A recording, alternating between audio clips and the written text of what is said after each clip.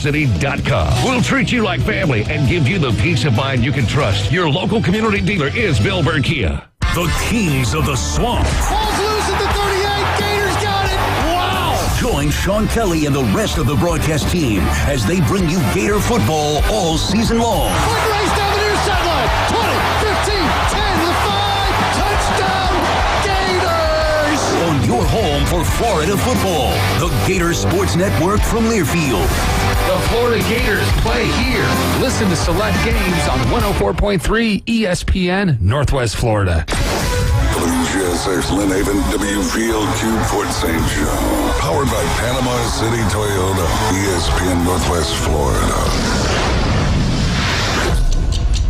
And now, the Gulf Coast's newest sports talk host. Hey, there's the new guy. Paul Wilson. That is not winning football.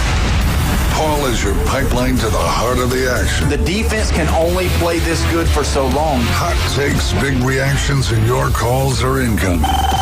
This week, it's really going to be crucial. The Sports Blitz. They're playing championship football. The new Sports Blitz. You can say what you want. On 104.3 ESPN Northwest Florida.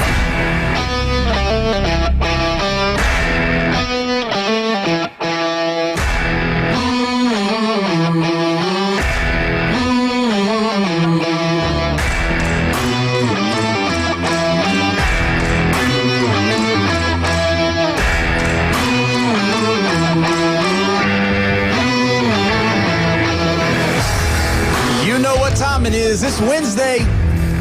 It's time for the Sports Blitz with Paul Wilson here at 104.3 ESPN Northwest Florida. We are live and local, baby, from the CBC Construction Studio right here in Panama City Beach, Florida. Don't forget, you can call in, you can text in on the Red 7T's phone line, 850-215-6290. We've got a plethora of stuff to talk about today. You don't want to miss it. We've got a lot of insider information, all kinds of stuff. But before we get to all of this stuff, as always, on a Wednesday, we've got Tennessee Brandon in the house. How you doing, Brandon? Doing good, man. Had a good Halloween. How was your Halloween? It was good. We had fun. And lots of candy. Lots of candy. Man, it seemed like more candy this year than times past for us, at least. Yeah, one of my neighbors had a set of candy. They had a popcorn machine, and they were handing out bags of popcorn to adults and children. I said, that's a pretty good alternative. I like when they come up with cool, different ideas other than just throwing candy at kids. I think that's cool. Well, when Jeff was a little kid, they used to give out potatoes and apples and oranges. You laugh. I got apples as a kid. But there's a thing in New Orleans. They have a Irish and Italian parade, and they give out like I don't know, sweet potatoes, like produce. And produce. It's really strange. It's like stuff they made. What's going on at home. And then there's guys. They have a whole stick, and it's filled with roses, and they're marching in the parade. And down the street, the roses out and to they the give ladies. The roses out to the ladies, and the ladies got to kiss them. Can you believe that? What a scam! Y'all do a lot of parade celebrations. Oh, we in just Louisiana. parade for everything. Yeah, 100%. But there was never a Christmas parade until I don't know, like really, really recent. Probably didn't even believe they don't believe in Santa Claus down there. Whatever. Either way, we got Jeffrey in the Santa house. Claus. We got Jeffrey. That's what you believe in. Hey, easy kids. Don't tell Paul. Hold on. We got kids listening to this show. Just be careful. Yeah, you don't want to say anything negative. Yeah, but you had Jesus and then Santa, and they work together. Yeah, doing the Lord's work. They are tag teaming it. That's right. So either way, we got Jeffrey in the house. Don't want to leave Jeffrey out. Got his jumbo shrimp shirt on. Yeah, Jacksonville. It's the best. That's the best. That's the best thing to eat on the Gulf Coast. Jumbo. What's that? That's an oxymoron, right? Yeah. Yes. He just called you a moron. Either way, we got the Bone Crusher crushing the ones and the two. Bone Crusher, how you doing today? I'm going to sniff this entire box of toner cartridges before I leave. That sounds good to me. Either way, just keep us up on the cameras. We'll be fine. But, man, it's been great. So as we're going to do some things today a little different. We're going to start out with just random news. I haven't told these guys about it, so I just want to get your perspective on it, see how you think, see what's going on. So the Atlanta Braves have named their brand new manager, Walt Weiss, former player, used to play with the Oakland A's. He was on McGuire and Canseco's team back in the day, played second base, and, he's been a bench coach for this whole time.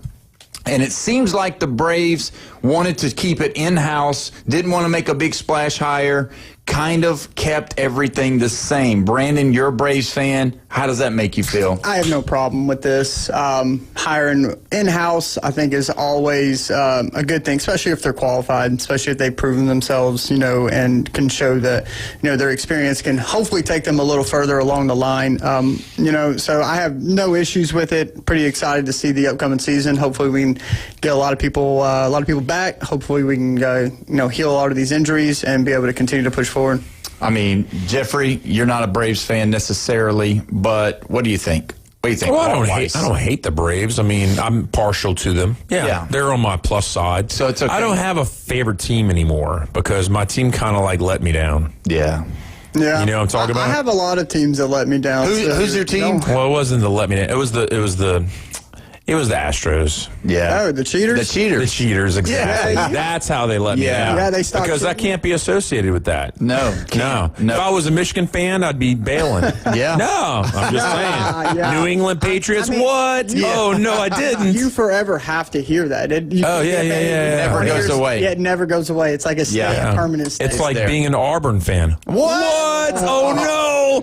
Probation. 3 different decades. I'm just saying, He's changed from hitting the table to hitting the back of his hand. That's what I'm talking about. That's radio etiquette. I got Auburn buddies listening today. There you go. That's great. Now listen to what I have a problem with this Atlanta Braves Association, because what did they say? They said, Ozzie Albies did good at the end of the season, so we're going to keep him around because he's a part of our leadership in the locker room. Well, you know what? That's what I disagree with. So Walt Weiss, yes, the hire of Walt Weiss was good, but no, and I repeat, no, do not bring back Ozzie Albies again. We don't want to see this. We've seen it enough. He's just like Mike Norvell to me. You're done. I'm done with you. Go somewhere else. Find us a new second baseman. But anyway, Brandon, what do you think about Ozzie coming back? I've always been a fan of Albies. Now, I can't say that, this past season was everything great with him, but I think by the time that potentially doing something of what you said, I don't think his trade value, I don't think getting him out was worth of value. So I think they're hoping to potentially get him back into rhythm, get him back into spring training, hopefully, increase that value. And if we can trade him maybe later down the road, hopefully get something of value, but I don't think that they were wanting to go a different direction. I mean, I think if they thought something was better out there, they would have probably went with it. However, I don't have a personal issue. I like Ozzie. I'm wanting to get the big splash. Kyle Schwarber. I want Kyle Schwarber to come to the Atlanta Braves to help us with our offensive output. Yeah, and keeping Albies, keeping Harris, keeping these. I know Harris tore the cover off the ball at the end of the season, but keeping these guys is not going to free up any cap space for us to be able, not cap space necessarily, but money to spend on a big-time player. So you're wanting to, in a sense, downgrade at the second base position to be able to get a every second baseman that plays baseball in the major league level can turn double plays, field ground balls, and hit 200. That's what Albies has done for us. Okay. That's all I need. If you got Kyle Schwarber hitting in the DH position that's generating all these RBIs, plus hitting all these home runs, and helping Matt Olson, helping Riley, helping, if we did keep Harris, that's fine. But if we've got those guys, Acuna, I mean, could you imagine having to face Ronald Acuna Jr., throw Harris in there, fine,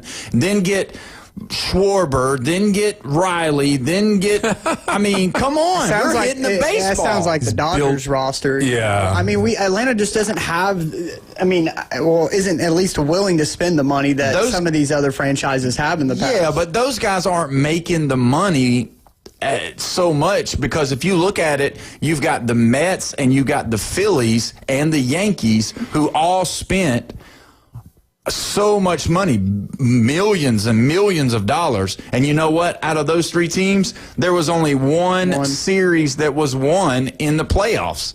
So you got to, everybody's not like the Dodgers. You could be like the Yankees, but the problem that the Braves had, they re-signed Chris Sale already today for the $18 million option. But when they signed him, now you've got a legitimate ace, which is good. But when you look at it, you're going to have the same lineup that couldn't produce runs.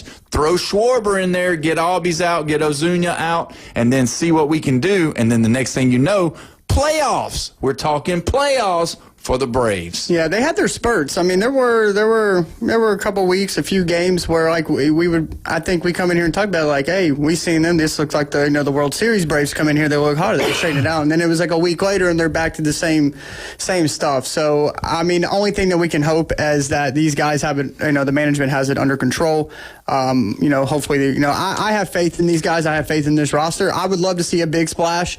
At the expense of giving up, what I'm not sure. I don't know what's on the table, but hoping for some improvement for next year, no doubt. You don't do this with the NFL or NBA. Trade. Let's revamp this team. No, I'm just saying, get rid of some of these older guys. Yeah. Get me a good guy that can produce runs. Because what was there? They look like the North Carolina State Wolfpack of baseball. They're up and down and up and down, but more downs than up. And so that's where the Braves, if they make this push to get Kyle Schwarber, the next thing you know, we're looking at the playoffs, and then we all going to Atlanta for the playoffs, baby. How many teams do you think? There's 28 teams, right? Mm-hmm. How many of those teams do you think Schwarber would actually consider going to? Maybe 5. Probably. Yeah, maybe I'm just not 5. sure if the Braves are one of them. They might be. Maybe. But you don't know until you try. You're right. It's just like... Because when you think you know somebody and you know where they would go, then they go somewhere else and you're like, wait a minute, I never would have thought Alex Bregman would be a Red Sox, Yeah, that's true. Who knows? Well, I mean, Bregman. Grab Bregman, let him play third, and let Riley be the DH. We just need another stick in the lineup. Yeah, you do. Tucker, Schwarber, Bregman, one of them three. Let's get some offensive output. Electrify the team. And then they'll sell tickets. If you need money, they'll sell the tickets. They'll sell the hot dogs. The hot dogs are going to be up $1 more, but we got Kyle Schwarber. Where's the closest team to Atlanta? Florida? Marlins? St. Louis? Tampa or D.C., right? Yeah. Or Cincinnati, I guess. Cincinnati, They've got a good buffer zone. They've got a good area to cover in the middle of the country. Well, not middle. Middle of Southeast. Well, that's why, I think the Atlanta Braves, fan base is so wide and widespread. That's why they got fans in Tennessee, Mississippi, Georgia, Alabama, Florida, the Carolinas. It's pretty massive here in the Southeast. So as we come on the air tomorrow, they'll be just popping the free agency. So hopefully we'll have some breaking news for the Atlanta Braves. So if any Braves fans are listening and you got the connection with the team, email them, tell them to listen, because we need to get Schwarber in there. Just when I thought we were going to talk less about baseball. We got it. We had to talk about it. That's why I didn't tell you. You wearing a baseball shirt in here. What are you doing? That's fun. But either nobody hates minor league teams. Like, I hate the jumbo shrimp. Nobody hates minor league teams. Who's the nice and neutral. What feeder is the jumbo shrimp for? What AAA? Yeah. I don't know if it's the Marlins. Yeah. Is it the Marlins? I don't know. I don't know. I don't know much about minor league. I didn't want to put you on front. There's street. some of them there. Just like obvious. nobody Iowa follows Cubs. that too hard. He thought it was a fake shirt. No. But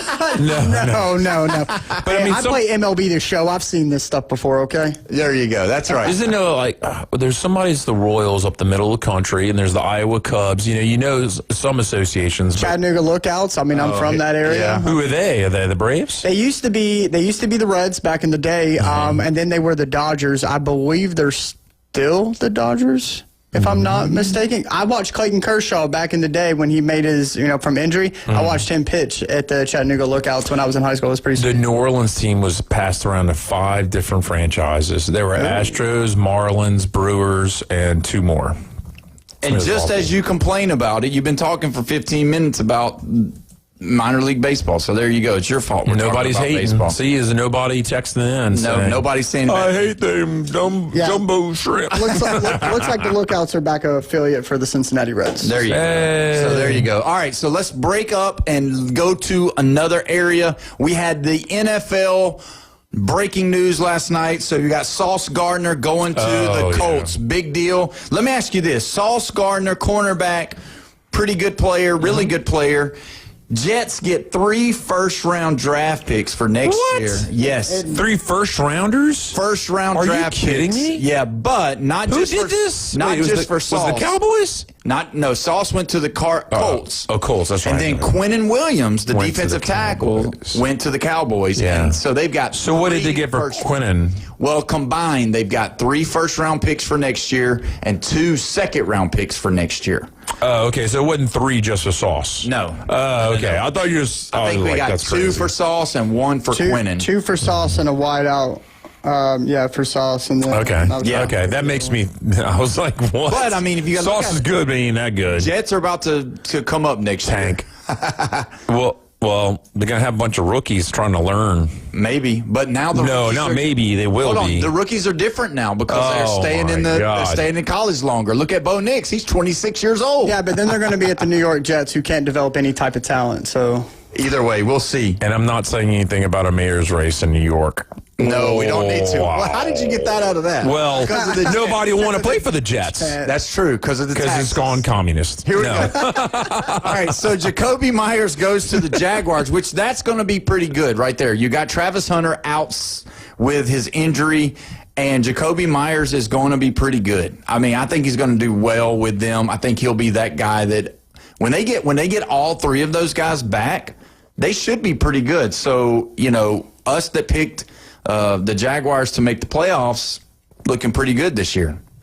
I was not one of them. No, you wasn't. I don't think Jacoby is a quote unquote substitute for the production that Travis Hunter was given. I'm not sure.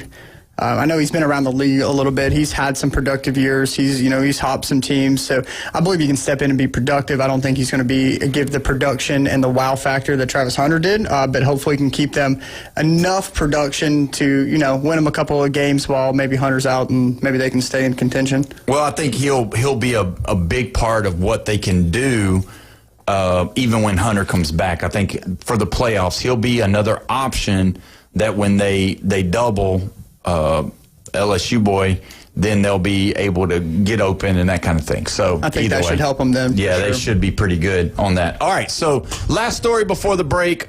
Know y'all probably heard about this. Tom Brady's dog this is so passed away.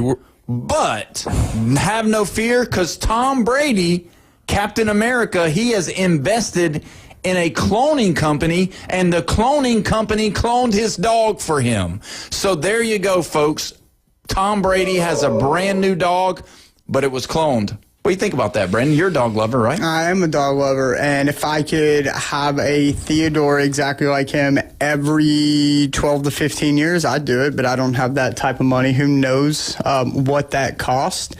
And if they can do it to dogs, they can do it to more things. Yeah, like humans. Yeah, like that. I'm going to say it out loud. Okay, yeah. So what do you think about it, Jeffrey?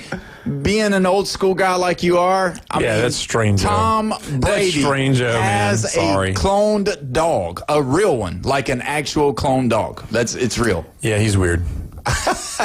Bone Crusher. Can we clone Tom Brady? Hey. They probably are in the works. How do you know he's not cloned? It could be him talking on Fox. You don't know. Well, his clone's not starting for the Atlanta Falcons, I'll tell you that. So would you take a clone? Yes. Tom Brady over a Michael Penix Jr.? He said absolutely. Yes. I mean, what are they going to do next with all this genetic stuff? I mean, they're going to dig up what the remains for Secretariat is and recreate Secretariat? I mean, come on. That's weird. I mean, What is it all about usually? Is it all about money? I want to know what they are. Winning and money. Winning and money. Like Charlie Sheen. Yep, like Houston Astro fans. I want to know what they needed to be able to do that, because I've done a 23andMe, and some billion-dollar company has my DNA, and they're just collecting DNA and being able to do whatever they kind of. They're not going to clone you. Don't worry. I mean, one day you could be walking down the mall and say, "Hey," to Brandon, and he's like, "I don't know who you are," and you're like, "Wow." And Paul's gonna be walking down the street like, "Why all this orange everywhere?" That would be terrible. When I start nailing it, when I'm like doing really well at life, I've been cloned.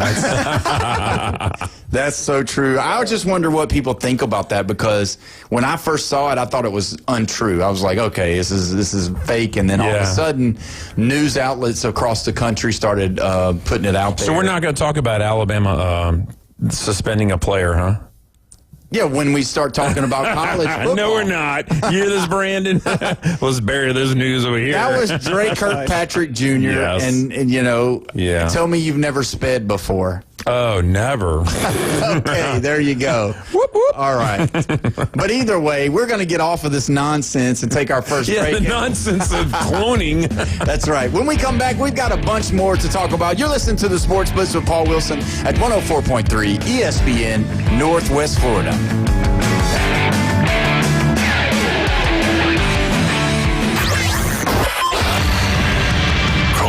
Text in now on the Red 7T studio line. 850-215-6290. Your home for the NFL. ESPN Northwest Florida. Coming up on Thursday Night Football, the 7-2 Denver Broncos look to run roughshod over the 2-6 Las Vegas Raiders. Hicks pumps, throws, got a man. It's Sutton. It's a touchdown. Coverage from Empower Field at Mile High starts at 6:30. Kickoff 7:15. Thursday Night Football on your spot for the NFL on the Gulf Coast. 104.3 ESPN Northwest Florida. Good afternoon. This is Joanna with your weather forecast from ESPN Northwest Florida on this Wednesday. Mostly clear the rest of the day with a wind coming out of the south around 7 miles per hour and 76. Tonight, look for a variety of slight fog and partly cloudy skies with a temperature near 62. Tomorrow, high around 77 and slight fog in the morning and then mostly sunshine. This weather forecast is sponsored by Mid-South Lumber, the best little lumber yard in Panama City. Thank you for listening to ESPN Northwest Florida. Rely on it. Your NFL and college football headquarters is Dak Cajun Place. With 27 TVs, you won't miss a play or a game. Score 50-cent wings during live games every Monday, Thursday, Saturday, and Sunday. 50-cent wings and $5 pitchers during live games only at Dak Cajun Place. LSU and Saints fans, wear your team colors and get free Jell-O shots when LSU or the Saints score. Plus brunch on Saturday and Sunday from 10 to 2 with $3 mimosas. Game like a local at Dak Cajun Place. When it comes to building smart and roofing right, TK Vandy's is the name you can trust. They're your go-to for general contracting, design, build solutions, and top quality roofing. From concept to completion, they deliver excellence on time and on budget. Whether it's a custom build or a complex renovation, they've got you covered, literally. Call TK Vandy today and build something better together. TK Vandy, built with purpose, roofed with pride. You found us inside the CBC Construction Studios. Now taking your collection to the next level. It's the Instant Replay Sports Cards Box Break with Aaron Bearden on ESPN Northwest Florida.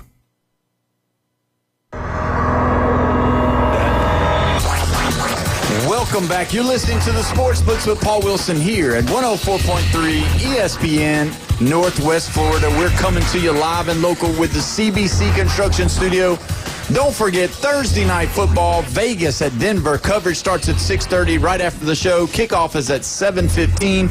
You can listen live right here. Don't forget also, you can call in, you can text in on the Red 7T's phone line, 850-215-6290. Brandon, when we were talking about cloning, you looked it up, and it said that if you wanted to clone a horse, it would cost how much? $85,000. This is on today's website. So, yeah, that's where I'm getting some of this information. Don't know how reliable. It was posted actually today at 9:11 a.m. So, it said about $50,000 is maybe what he invested in getting your dog. No, he is an investor in this current, like the company who that did. does it. So, Yeah. did he get an employee discount or investor I'm discount? sure he did. Who knows? Yeah, I mean, but either way, for me, that's so weird anyway. I mean, if you want a dog, fine. Go find you one. Go buy you one. Go do whatever you want to do.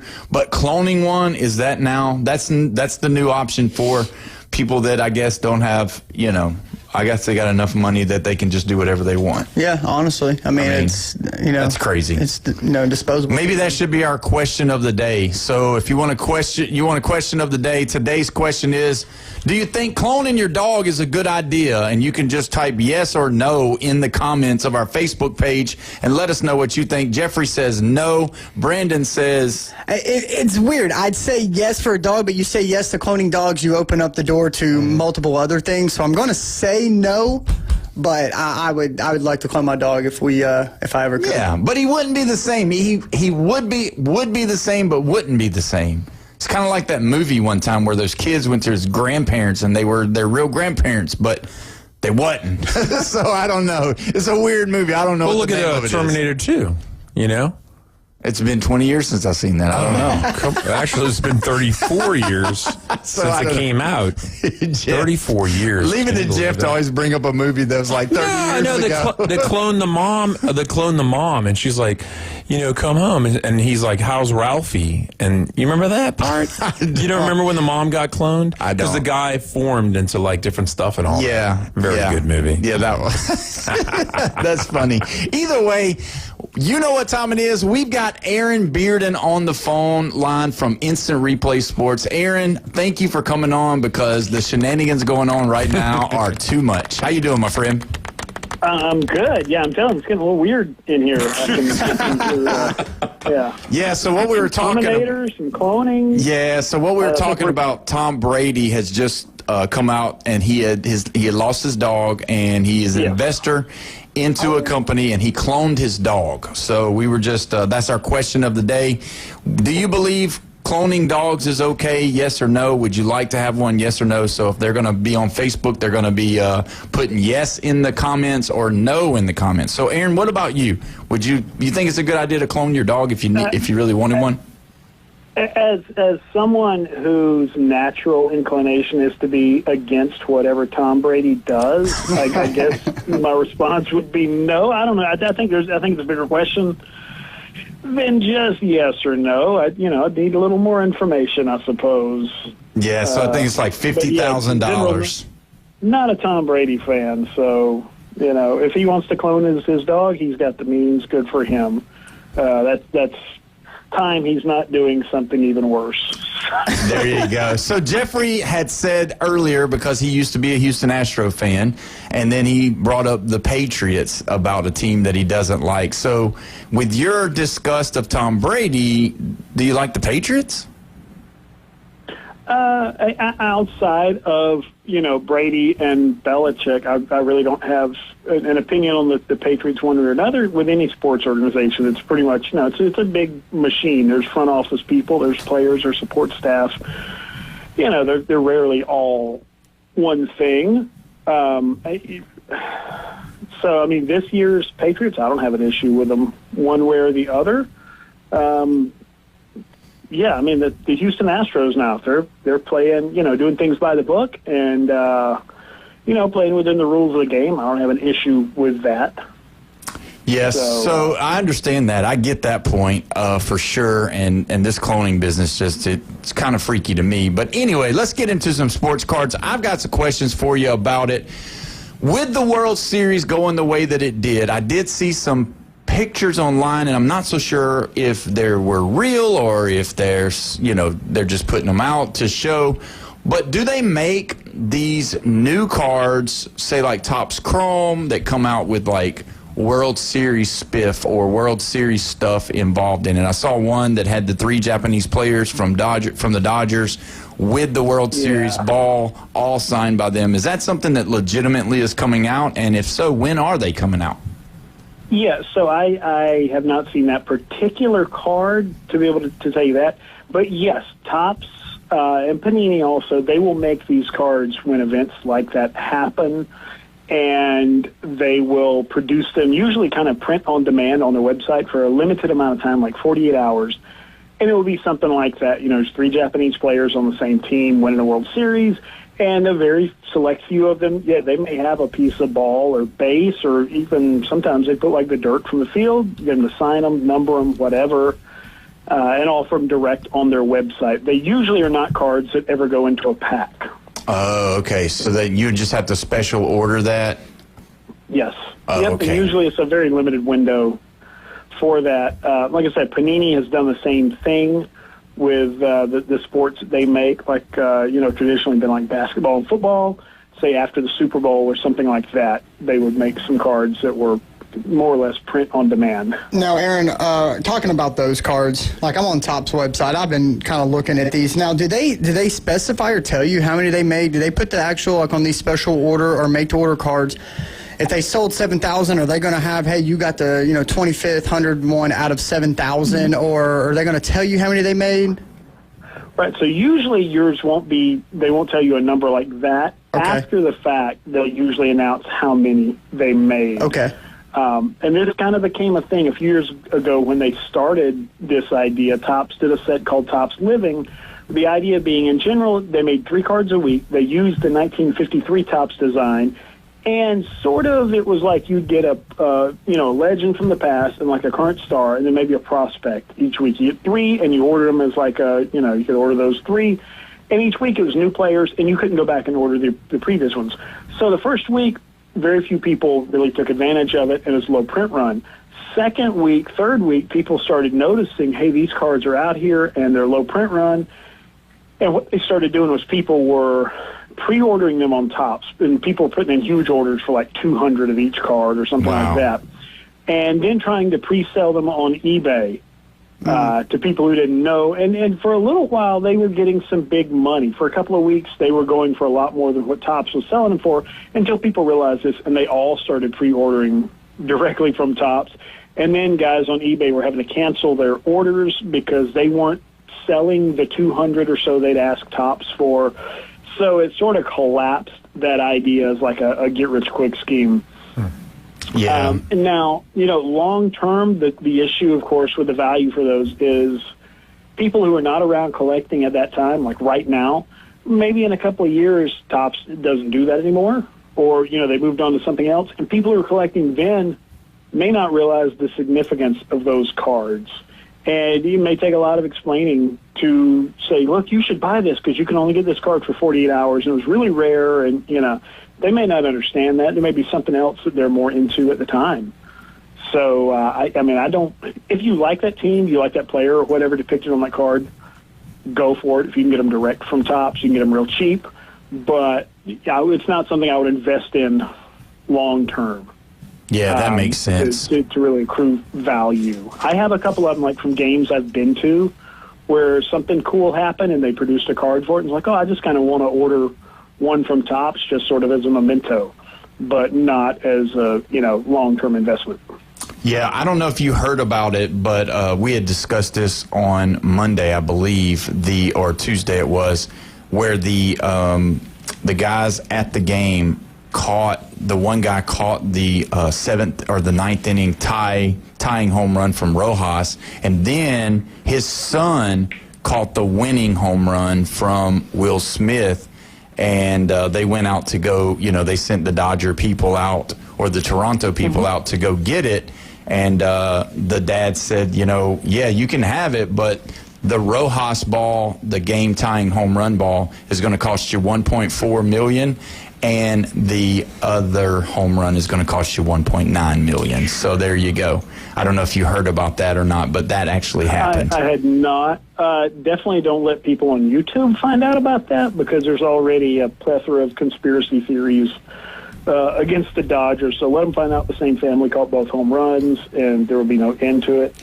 As somebody who's not a fan of how the Dodgers are doing things right now, with sort of gaming the system a little bit with some of their contracts and all, Yeah, I was looking for any reason. I wanted the Blue Jays to win once it got to that point.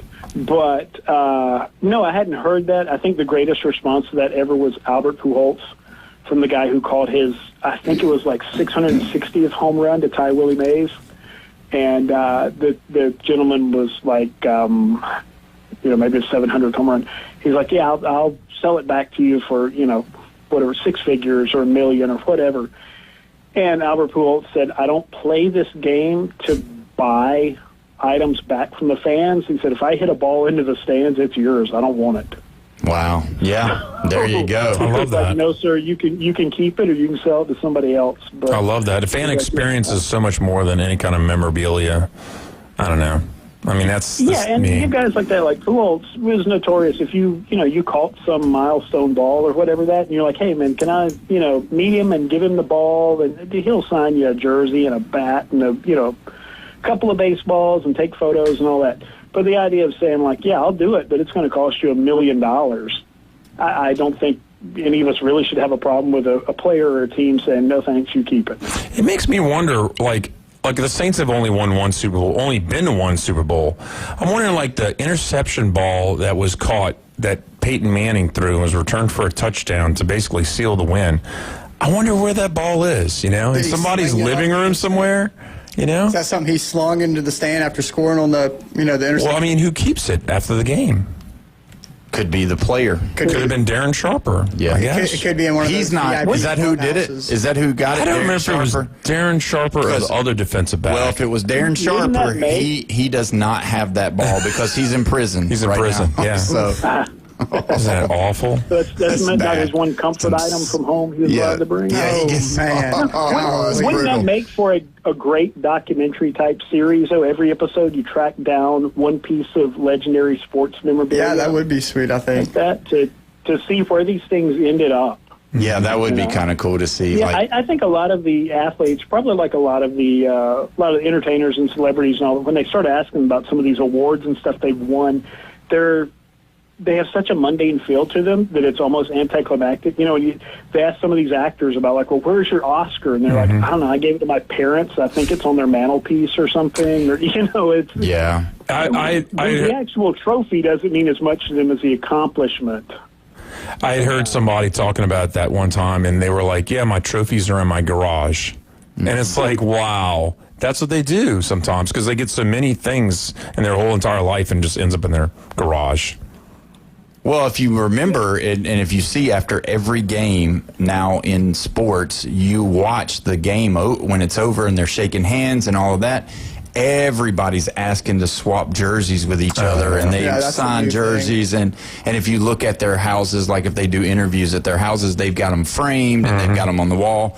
Just because just this past weekend, Aaron Rodgers was asked like 8 times, I believe it was, for his jersey by different people from the other team, and he had to tell them all no. So it's one of those things where people do collect and want stuff for their man cave or whatever. But and Devonta Adams puts a Taco Bell in his house. That is true. That is very true. So, Aaron, tell us what's going on at the shop this week, so the listeners will know. Yeah, this is a pretty big week. We've got a big Pokemon pre-release event happening on the 8th. Space is very limited. It is filling up quick. You can come down here and sign up. Guaranteed to get yourself some of the new Pokemon set for that event at a very reduced price. We've got our kids club on Friday nights. Bring those kids down. We had a bunch of cards left here this week by customers who said, give these to the kids on Friday. So bring those kids in. They will go home with some very cool cards. Saturday, we got breaks in the shop at noon. I know they opened up some good stuff last week. Some really cool cards came out. We had a lot of good stuff get pulled. We had a really nice Bo Jackson booklet auto with like 6 relic pieces and a signature, and a really, really cool card. So, yeah, a lot of good stuff's getting pulled here on Saturdays. So come in and check out these events. Yeah, that's what I was going to ask you. That was actually my next question. Could you tell us some of the cool stuff that's been pulled? So really, Bo Jackson, wow, autograph pulled. A booklet. That's so cool. when you pull it's super, super thick. So it's like a relic card, but it's folded in half. And when you open this card up, you open it up a long way. So it's a long rectangle. Beautiful, beautiful cards. I mean, their booklets are pretty rare, wouldn't you say, Aaron? Yeah, oh, absolutely. Yeah, so this one, it opened up, like on the inside, on the left, was a picture of Bo Jackson from his playing days, and it was autographed. And on the right side were 6 pieces of uniform. Now, were those all the teams he played for, or were what was the actual relics in there?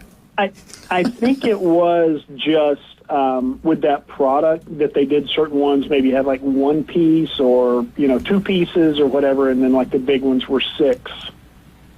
So they were all pieces of probably Oakland jersey, I believe, all from his football career. Oh, very nice. You know what I would want a picture of, as far as Bo Jackson goes, is him running up the outfield wall. Yeah, that was cool. Way cool.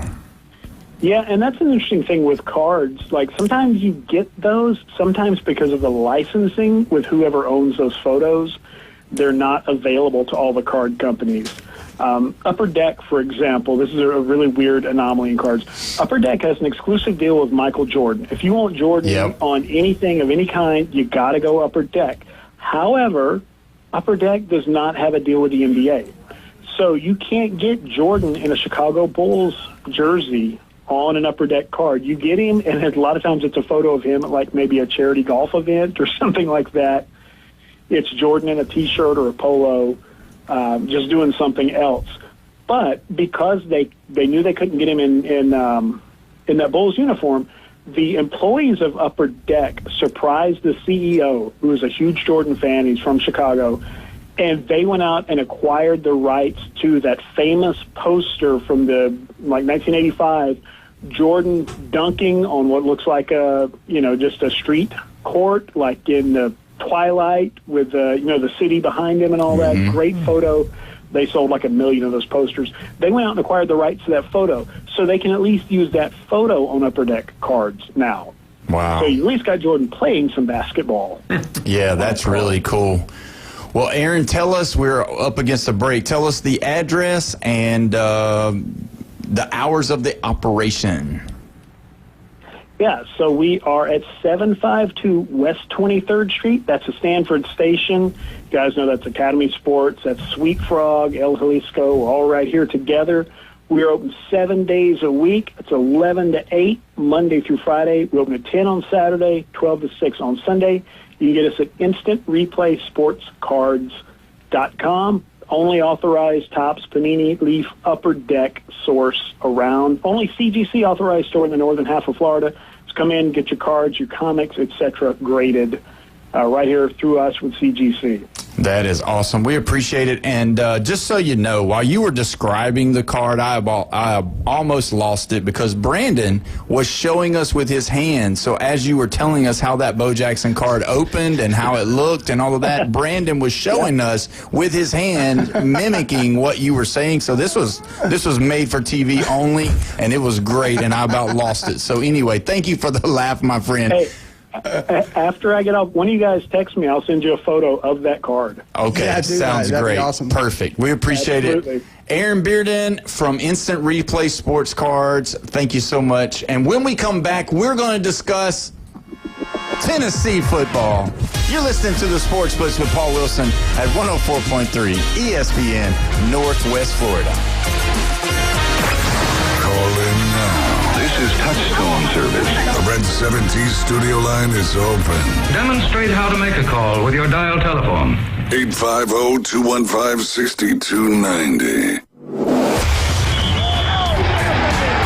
Keep the game going with ESPN Northwest Florida.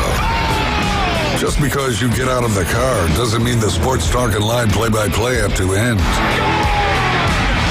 Just say, hey, Alexa, open ESPN Northwest Florida.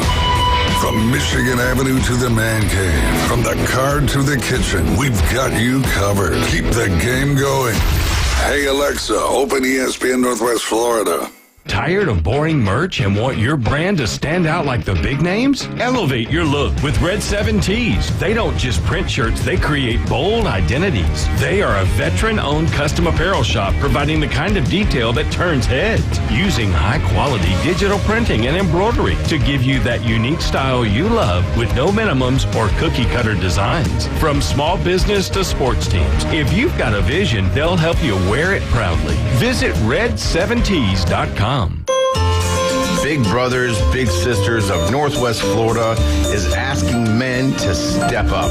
So many boys are in need of a positive role model. If you can spend a little time each month doing something simple like tossing a football or grabbing lunch, you can change a life. Call 850-433-KIDS or visit BeTheBig.org to become a Big Brother today.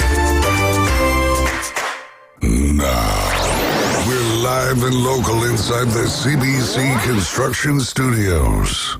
ESPN Northwest Florida. It's the new Sports Blitz. Call in with your questions, hot takes, and rants at 850-215-6290. The Sports Talk Monster. ESPN Northwest Florida. Yeah, welcome back. You're listening to the Sports Blitz with Paul Wilson here at 104.3 ESPN Northwest Florida. We are live and local here in the CBC Construction Studio, having a ball, having a blast for now. Don't forget, you can call in, you can text in on the Red 7 Tees phone line, 850-215-6290. We're pumped up and ready to talk, but we've got to talk about Tennessee football, and Brandon is here. I just feel like all the energy just got sucked out of the room. So either way, we've got to discuss it.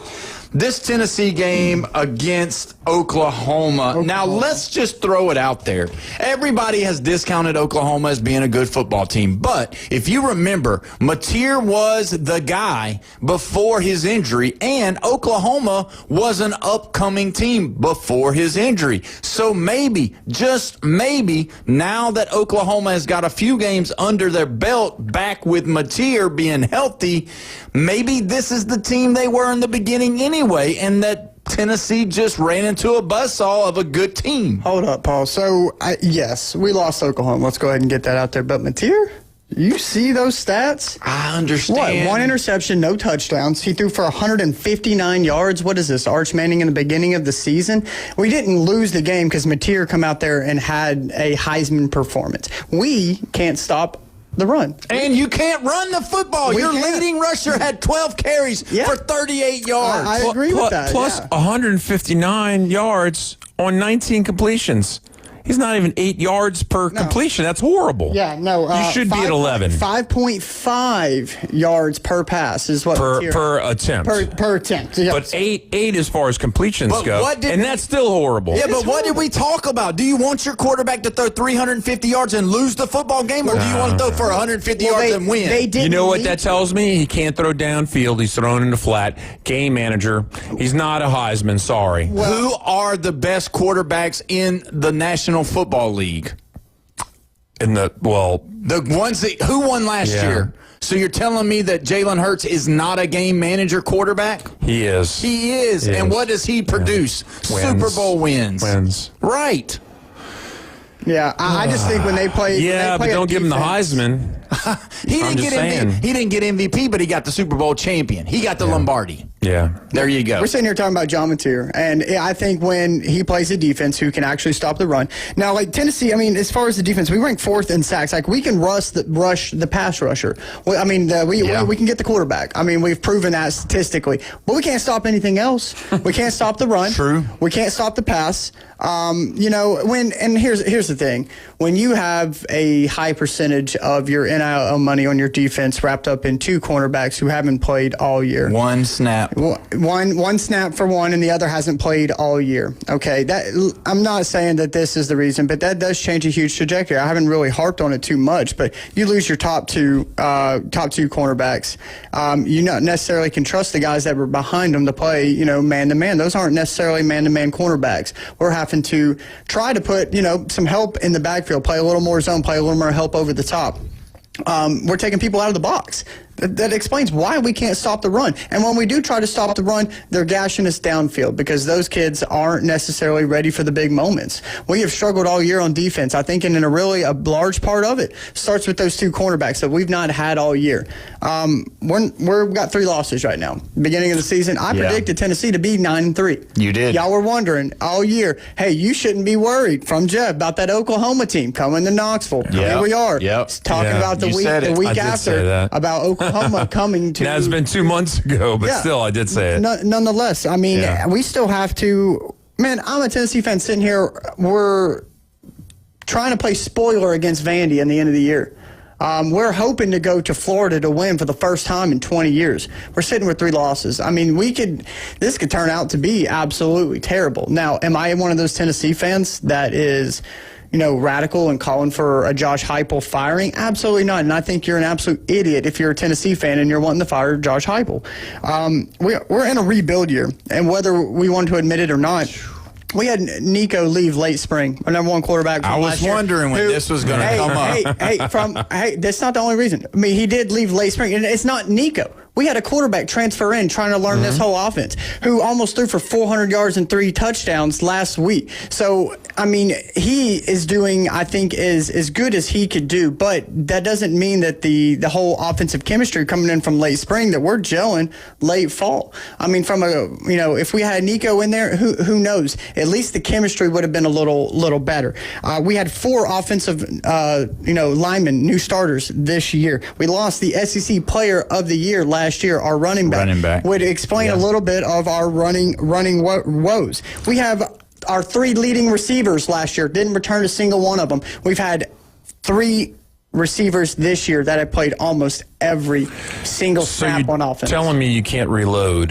No, not necessarily reload. It's hard. Hey, did Nussmeier leave in the late spring and you bring old Joe Schmo in there? No, it's hard. I didn't think so. Did you replace 4 offensive linemen? Yeah. No, it's hard to reload. It is, especially with injuries. But Bama does it. Florida State's done it in the past. No, Miami's done it. Not anymore. Not anymore. But let me just say this, though. It is harder now to reload than it used to be. So we've talked about it. The NIL has spread out the parity. People are talking, the Blue Bloods are still going. They are, but you've got everybody else involved, too, because you've got an Ole Miss team, you got a Missouri team, you got a Vandy team. It's not just – Tennessee used to be where those guys are now. Yeah, and Tennessee used to be on the outside looking in with Alabama and Georgia. Yeah. That was the next name that you would name, Tennessee. That's number 3. Now it's not that way because the parity has moved on. But this is the thing that just baffles my mind about this game specifically, and that is the fact that Oklahoma had 11 penalties for 104 yards in that game. When you have that many penalties, when you have turnovers, you're supposed to lose the football game. No. But they didn't. Well, we had 3 turnovers. But we lost the turnover battle that game. 11 penalties for 104 yards. I understand that, but when we've handed them the ball 3 times in the game and said, here, try to go score, and we only lose by 1 touchdown, I mean, that's a tough fact to get over as well as a Tennessee fan, that we've literally almost in every one of our losses, we have a turnover, and multiple in 2 of the 3 of them. We've lost a turnover battle every game except for the Alabama game, which y'all had 1 and we had 1. So was it sloppy that both teams had 3 fumbles, but they only lost 1 of those fumbles each? Both teams. Yeah. 3 fumbles each. I mean, That's I don't know. Sloppy. I think the 11 penalties for 104 That's yards. That's the kneeling effect, though. Coming in the kneeling, your offsides, your false starts. I mean, that's a kneeling effect. You've seen that in 19 when you come. There was a ton of – how many penalties did y'all have in that game? A ton.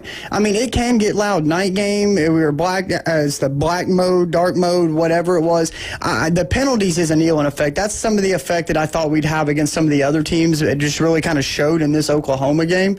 But, yeah, that's what I would call the kneeling effect as far as the penalties. So y'all had Oklahoma had 2 running backs. Both of them had 16 carries. Yeah. One of them averaged 5.0, and the other one averaged 7 point something. Yeah, couldn't stop the run. Yards per We carry. couldn't stop the run. They each had a touchdown. One strung one for 22 yards, and the other one strung one for 43 yards. We're just getting gashed. They were left and carving right. them up like a hot knife through butter. They had Through a 4 through a stars ball. on offense, Oklahoma did. 2 running backs and 2 wide receivers, and that's pretty much sums it the up. game. Yeah, and the thing is that's why Mateer didn't have to He be didn't that have to. guy. He could just hand it off. He J.J. McCarthy that win and just let it happen.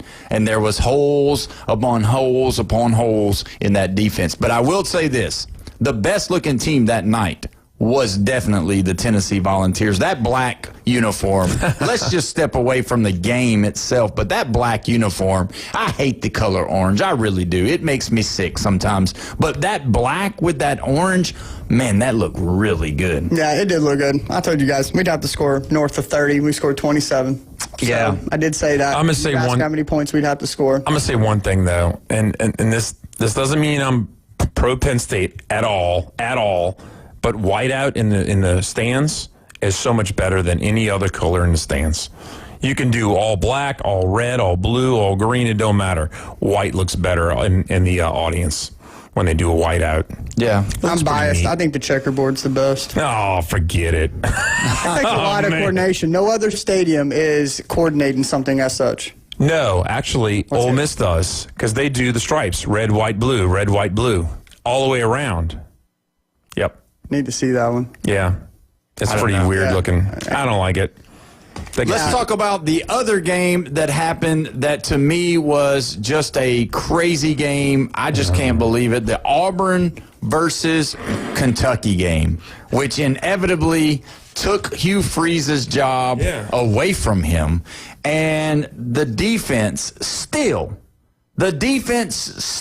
is one of 3 teams that has held so wait, it's not 4? No, 4th one dropped off. Was it Miami? Miami dropped off. Miami figures. So you've got now Auburn, Ohio State, and Indiana, the only 3 teams that have not given up 25 points or more in all of their games for all season. I mean, 3 points. They're so good on defense. Auburn is. It's a MLB World Series game score right here, 10-3. Yeah, I mean, Lord. but if you Auburn's defense is really good. Their offense just can't produce, and that's the reason why they lost. Did you get to see any of that game? I know you're a converted Kentucky fan now, so I mean, realistically, did you see anything about that game? They don't know who their quarterback is. They don't know who. They can't get it in the end zone. So I mean, they're waiting on their defense to score. I was busy watching the LSU bye. Where do y'all think that this Auburn head coach job ranks in these coaching vacancies? I think it's in the top 5 of what's going on. I think it's in the top 5. It's 4. I have it. It's 4. I have it 4 or 5. I have it somewhere around the. Well, Florida State hasn't fired their coach yet. No, and that would move up. But I have Auburn in that. Penn State, Arkansas, UCLA. Arkansas is not top 5. I just let you know right now. I don't love Arkansas. It's not top 5. If you move Auburn, it does bump. I mean, Arkansas. So wait a minute. Arkansas to me is above Stanford. Oh, well, yeah, obviously. It's above Oklahoma. Frank Reich's going to keep his job. It's over Oklahoma State. Yeah. Oh, absolutely. I would put Arkansas right there with Virginia Tech. Maybe. And then the only reason I put UCLA up there is they're in the Big Ten now. They're in LA. Yeah. And they've got a lot of money they're in their second location. fiddle in LA. I think that they have potential with the conference change to be an UCLA is not a top 20 program. I'm not even sure if it's top 25. No, we're talking about current coaching vacancies. We're not talking about top. We're talking about brand. We're talking about attractiveness to coach there. I mean, we cannot name but 3 UCLA quarterbacks in the history of the earth. Exactly, and that's history. it. We're looking forward in the NIL. Nobody's looking backwards. We're looking forward. The new NIL deal. So Penn State, LSU, and Florida are 1, 2, 3. Yes. Auburn is number 4. LSU, There's nobody even close to being number 4. Absolutely. You have bumped your head if you think Penn State's a better job than LSU. Yeah. Are you kidding me? Okay. I've got LSU, Florida, LSU, Penn State. right now. Are you kidding me? It is not we ain't doing 6, 7 in here. 6-7. No, it is not. Penn State is not a number 1 team of college opening right now. We're going to get you something to Yeah. Yeah, I've got LSU, Florida, Penn State. You know who's living in the Auburn, past? Virginia Tech. You. This guy. No. We're not This gonna, guy. No, we're going to take We're a not break talking about because it. we got to go to the first of the hour. When we come back, we're going to talk to the Auburn insider. Brad Law will be here speaking on the coaching vacancy at the University of Auburn.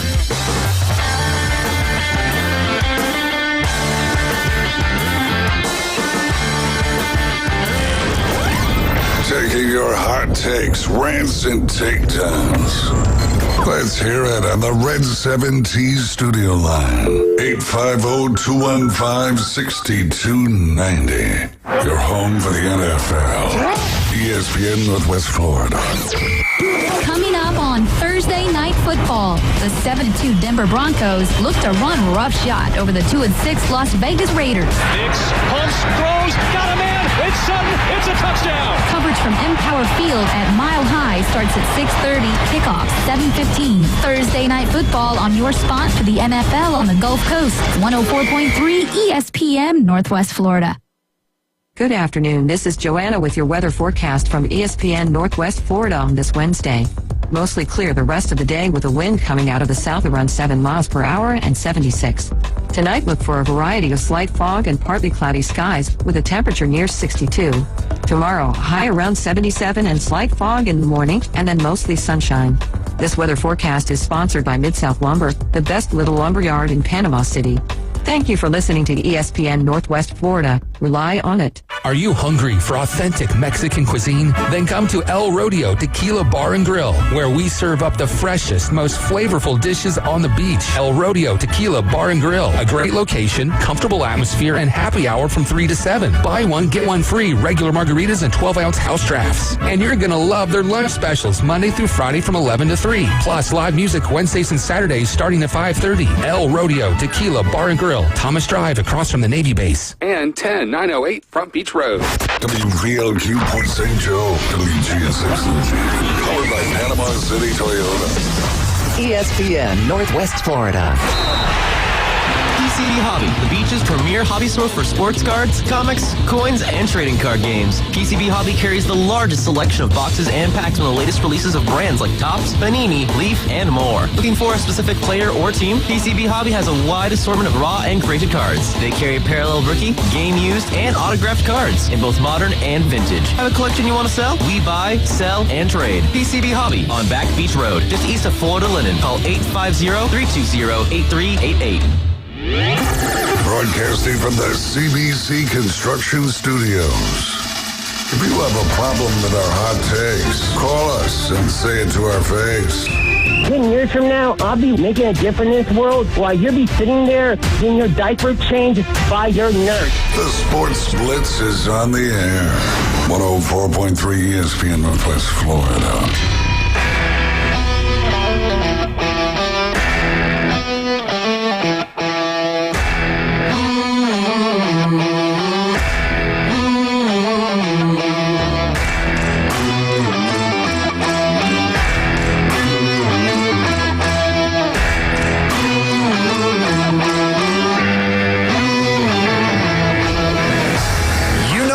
It is. It's 5 o'clock on this Wednesday, hump day. We've made it through the day, and we're so glad that you joined us here on the Sports Blitz with Paul Wilson at 104.3 ESPN Northwest Florida. Don't forget, you can call in, you can text in on the Red 7T's phone line, 850-215-6290. We are live here and local in the CBC Construction Studio, and we are honored today to have the Director of Broadcast for the Auburn Tigers, Brad Law. Brad, how are you doing today, my friend?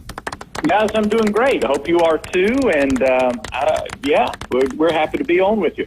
Yes, sir. Well, everybody in the building, everybody on the air is wanting to know a lot of questions about the Tiger football program. Obviously, having moved on from Hugh Freeze on Sunday and now on the market for a brand new coach. Brad, I will have to ask you, when did you know that this was coming? Was this something that had been, there might have been a little murmuring going on, or was this like a shocker to everybody there in Auburn? Yeah, I'll say it was not a shocker on Sunday. I didn't know that it was going to happen. I mean, nobody knew for sure until Sunday when the announcements were made. But, you could read some tea leaves, and certainly there were some things that the way the Kentucky game unfolded, in every other loss this year, and frankly every other loss since Hugh Freeze has been the head coach, most of them anyway, you could point to one thing that if it went differently would have been the difference in the game, and an anomaly like your kicker who's automatic misses 3 kicks against Missouri in a game that went to overtime, or horrendously questionable officiating. Like, questionable is the kind way to say it. Officiating against Georgia and Oklahoma. Well, if that's different, you're at Texas A&M, the number 3 team in the country, and you've got the ball with a chance to take the lead in the fourth quarter. So all these things that you could, if you wanted to, explain them away.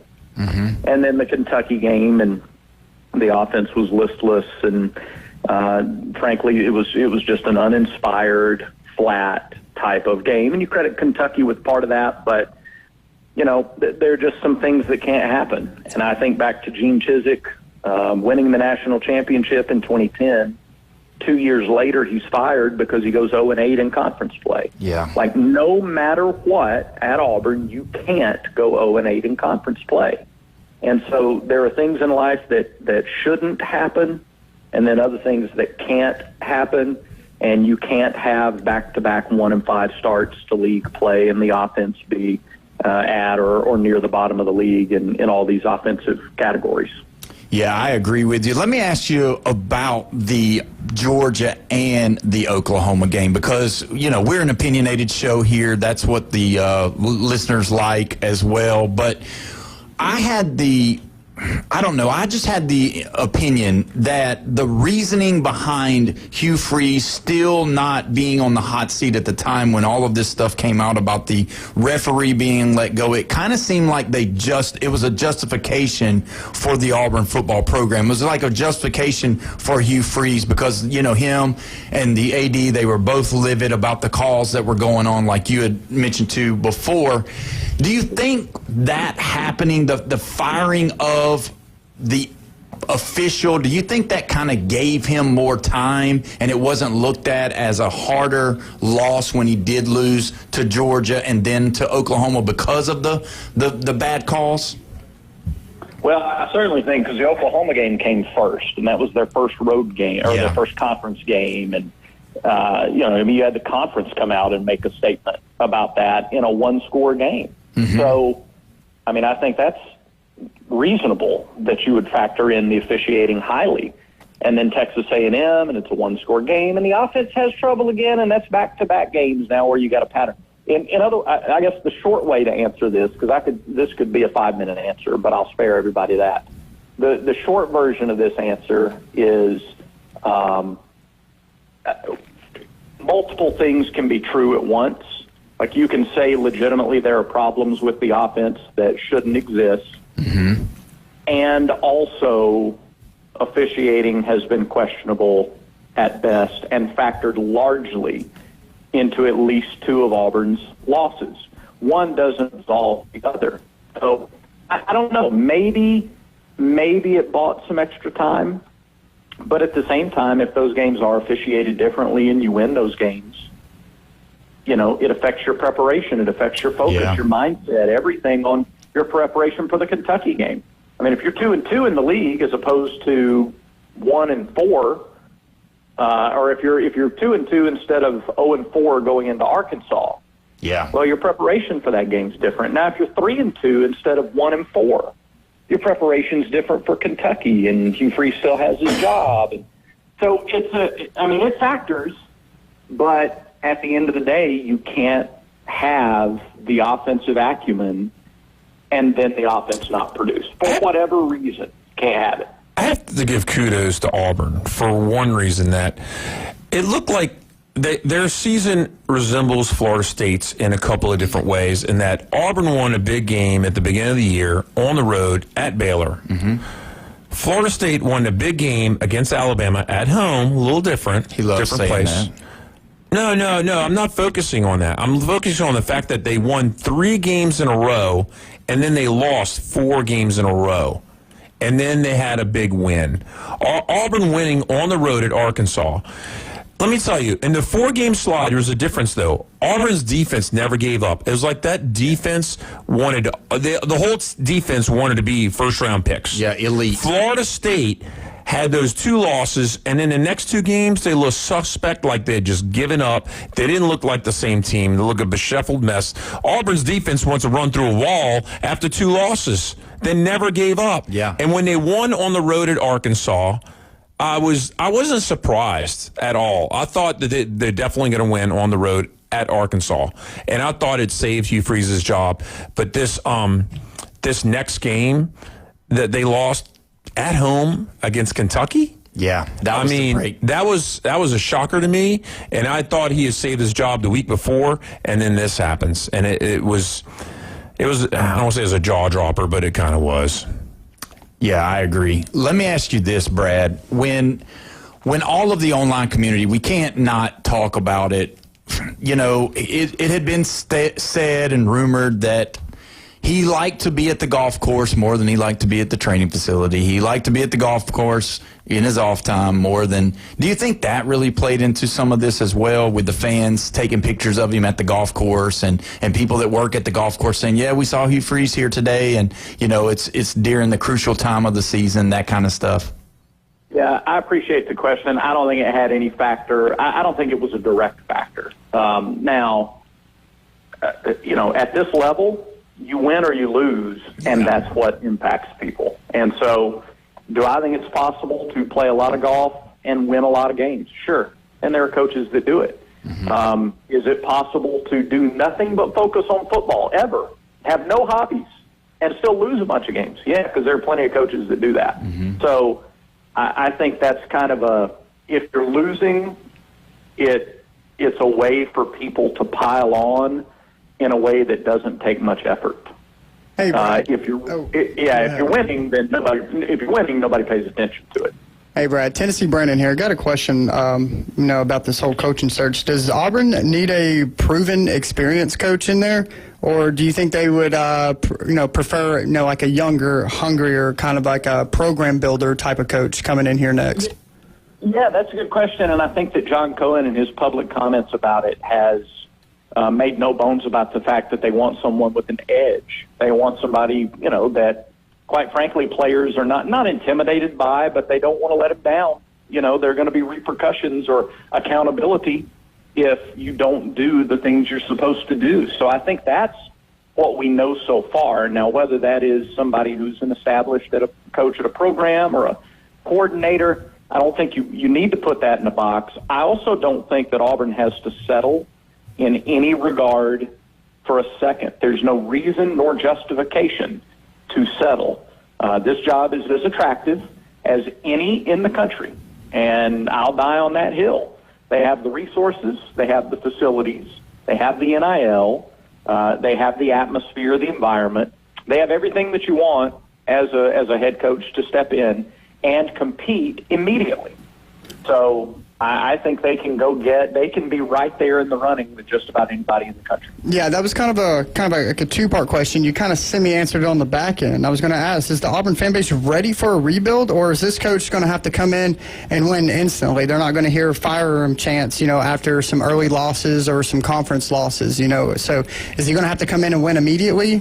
Considering, you've said that, it's one of the most sought-out, coaching jobs. You've got all the resources, so things of that such. Is he going to have to come in and win? Yeah. I don't think you set a realistic expectation that it's playoff or bust in the first year. Yeah. I mean, I don't know that that's really, even in this day and age, that's reasonable. But I do think that the roster is a lot better than the one, and give Hugh Freeze and the recruiting staff a lot of credit for this. The roster is in a much better position than 3 years ago when Coach Freeze took over. And there's just not as much of a learning curve. I mean, I think you've got guys in place that can compete and win. You've got young guys on the offensive line. You have talented receivers. You have NFL guys all over the defense. So part of that is retention.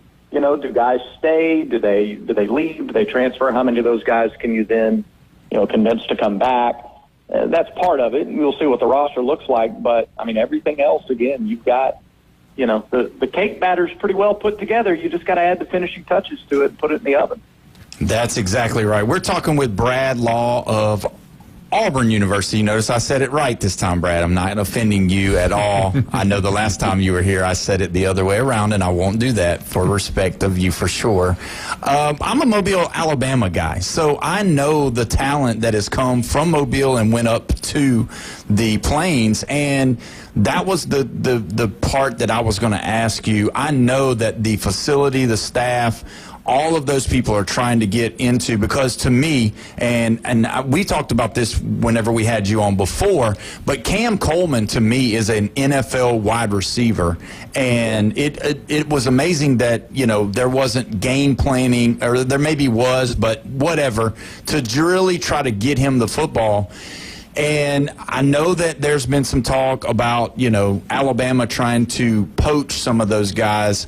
Who is it over there that is it the coaching staff that's there right now, or is it, a big effort by the university to make sure that they're trying to hold on to those talented players that they do have so that they can't jump into the portal right now with the coach being out?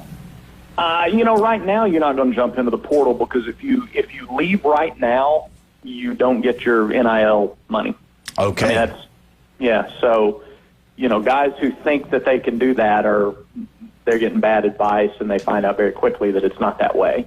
So I don't think you see defections now. There is that window after a coach is named when you can hit the portal, and of course if it's that's why you're not going to see a coach named until the end of the regular season, when that conversation is going to happen anyway. I will tell you that I worry less about roster management, let me say it this way: I worry less about players leaving than I have ever worried about it before, just as a fan of the school, because the NIL backing is there. You don't take a back seat to anybody there, and Auburn sells itself. If guys want to leave, you have the opportunity to bring in other players. It's it's not like it's not like you're just down a man. You go get somebody else, and I just don't. Yeah, with the energy that will be around the program and the opportunities the program has, I think you will see high retention, but if you don't, I think you'll see somebody else talented come in.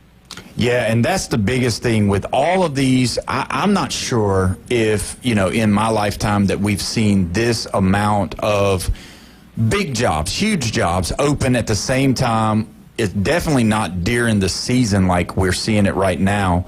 And with Auburn being definitely in that top group of grabbing all of those. And there's names from John Summerall to John Gruden and all of those things. And so when you look at it, and Brandon kind of asked you about it, but I wonder, do you think that it's going to be an offensive-minded coach, or do you think that it's going to be more of a defensive-minded coach, or if you have a preference?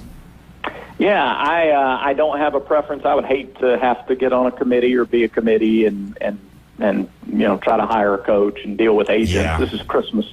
This is Christmas for agents right here. It is just a golden time. I think you're going to see more turnover now with the playoff and expectations and all the money involved. You're going to see faster turnover. You're going to see major jobs coming open every year.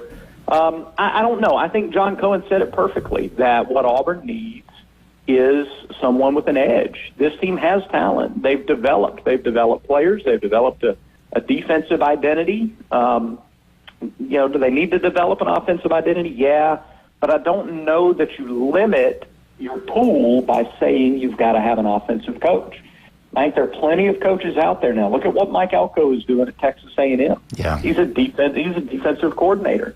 But what those defensive guys do sometimes is they're able to give up control to the offense and let them develop an identity, sometimes better than an offensive coach does. So I don't know. I guess that's the long way to say I don't think I'd put them in a box. I would see who the best candidate. I would declare from the beginning what I want my identity to be, and then I would go find the coach that matches that identity.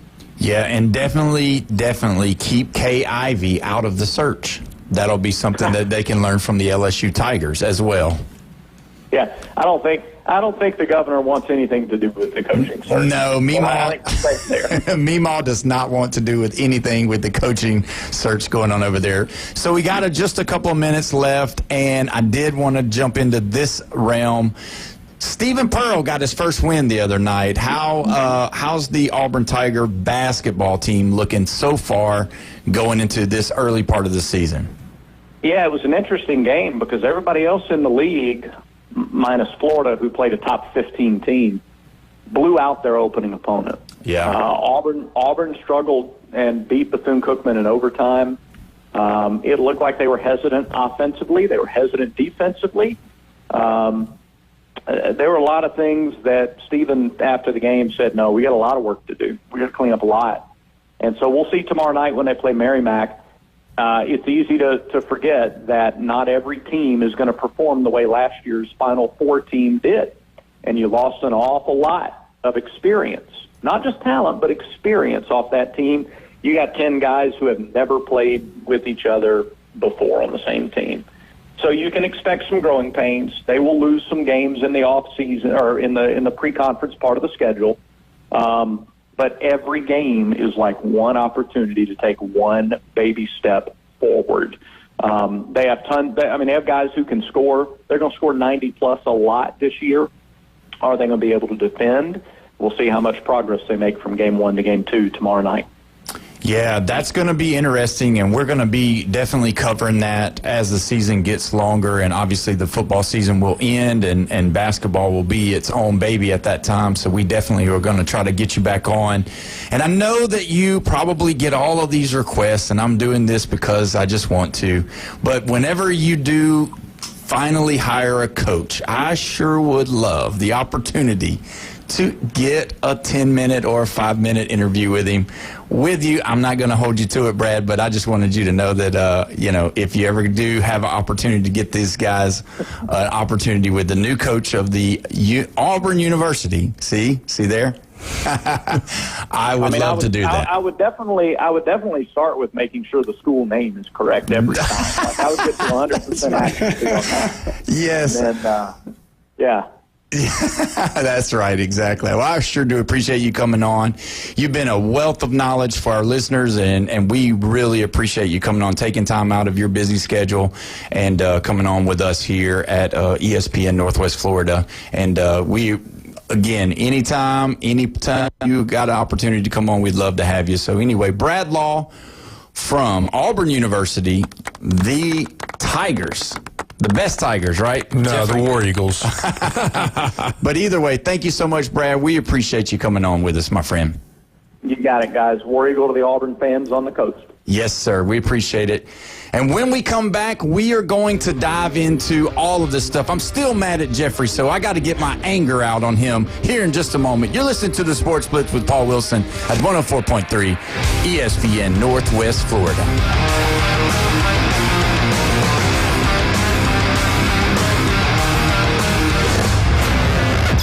The Red 7T studio line is now open.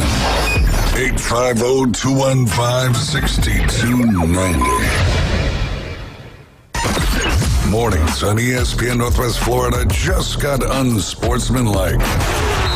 The LA Dodgers are not good for baseball. They are great for baseball. And all of those that are detracting against them, you should be mad at your own team for not spending. It's not the Dodgers' fault. This is what baseball has agreed upon. And just because you spend as a Mets fan, unfortunately, it doesn't necessarily mean you win. You got to spend wisely. Evan, Canty, and Michelle. Weekdays 5 to 7 on ESPN Northwest Florida. Good evening. This is Joanna on ESPN Northwest Florida with your forecast on this Wednesday. A variety of slight fog and partly cloudy skies tonight with a very light wind, and look for the low to be 62. Tomorrow morning, there will be a variety of some sun and slight fog with the temperature reaching 75. Clear in the afternoon and evening with the high of 77. This weather is brought to you by Earthworks of Northwest Florida. Thank you for keeping that dial on ESPN Northwest Florida. Rely on it. Take your next adventure in an award-winning Kia from Bill Bird Kia. Discover the new Kia. We invite you to stop by Bill Bird Kia and test drive the new 2025 Kia. You'll get the perfect balance of comfort, safety, and technology. The 2025 Kia SUV family has movement that inspires. Drive away today in a new 2025 Kia Soul, Seltos, Sportage, Sorrento, or Telluride. Fuel the thrill and command the road in the luxury of a 2025 Kia K5 sedan from Bill Bird Kia. Performance, power, and design built for you. Spark inspiration in the all-electric 2025 EV9. It's a modern masterpiece, fast charging, rugged, and roomy. Bill Bird Kia is the original home for the 20-year, 200,000-mile warranty. Stop by 2435 East 15th Street, Panama City, or anytime at BillBirdKia.PanamaCity.com. We'll treat you like family and give you the peace of mind you can trust. Your local community dealer is Bill Bird Kia. A.E. Wright Investigations serves Bay County and the surrounding communities with a wide range of investigative services, including insurance fraud. When you feel a private investigator is needed, A.E. Wright Investigations is here to assist you. Please reach out at any time, 850-588-9275, and online at aewrightinvestigations.com. And take comfort in knowing that all investigations, consultations, and services provided are strictly confidential. Florida license A350007. Transmitting from the CBC Construction Studio. The phone lines are open, the opinions are flowing, and the arguments are just getting started. You cannot give LSU extra opportunities. With just one loss, they can sneak in there. They're playing championship football. The Sports Blitz with Paul Wilson is back, and we're putting you in the game. He has not turned the ball over. 104.3 ESPN Northwest Florida. Welcome back. You're listening to the Sports Blitz with Paul Wilson here at 104.3 ESPN Northwest Florida. Live and local in the CBC Construction Studios. Don't forget, this weekend, we got the LSU-Alabama game, 6:30 kickoff, 104.3 right here on your FM dial. Make sure you tune in, especially if you're riding down the road. Now, we've got to get into these rankings of these jobs because I just can't. We've had guests, we've had people talking, we had other stuff going on. Jeffrey, how in the world can you put Penn State as the number one job? You named it. We can replay the tape. Bone Crusher, get the tape ready. We'll replay the tape. It says, he said Penn State number one, LSU number two, and then I don't even know who he said number three was because I was so enamored by who you said first and second. I'm just like, what? Those would be the top three. You just got them a little mixed up. Yeah, you just got them a little mixed up. So give us your top five jobs right now as far as ordered from 1 to 5. Don't say blah, blah, blah. Give us 1 to 5. Go. Penn State, LSU, Florida, Auburn, and then the fifth one's kind of up for grabs because I would definitely put Virginia Tech above UCLA. Yep. So it's like, do you pick the history of Virginia Tech and what they've kind of been in the past, or do you go with an SEC school? Well, it's also Virginia Tech's a ACC, but they have the fan support and they have money. And UCLA, I mean, they have a bunch of smart kids. It's a harder school to get into. But other than that, I mean, the fan support is kind of lackluster. I'm not saying they're the Chargers of college football, but they just don't have the oomph. They don't love football out there like we love it over here on this side of the I'm country. not calling them a basketball school, but they've done really well at basketball. As you would say, they are a basketball school. They even have a lot of money. You know, the person that's living in the past is sitting across from me. You got me messed up. Yeah. You know why? Okay, you gave your five. So you know, you know who was in the playoffs last year? Penn State. They were. They were in the Final Four. The Final Four of college football. Yeah. I'm just saying. Were the Gators? Oh, they never made the playoffs. Oh, has the Miami Hurricanes ever made the playoffs? Yeah, no. I just don't think Florida State. No Florida State team has ever made it, and Penn State was there last year. Coach should go. I've got LSU one. I've got Florida the number 2 job. Behind LSU, then Penn State.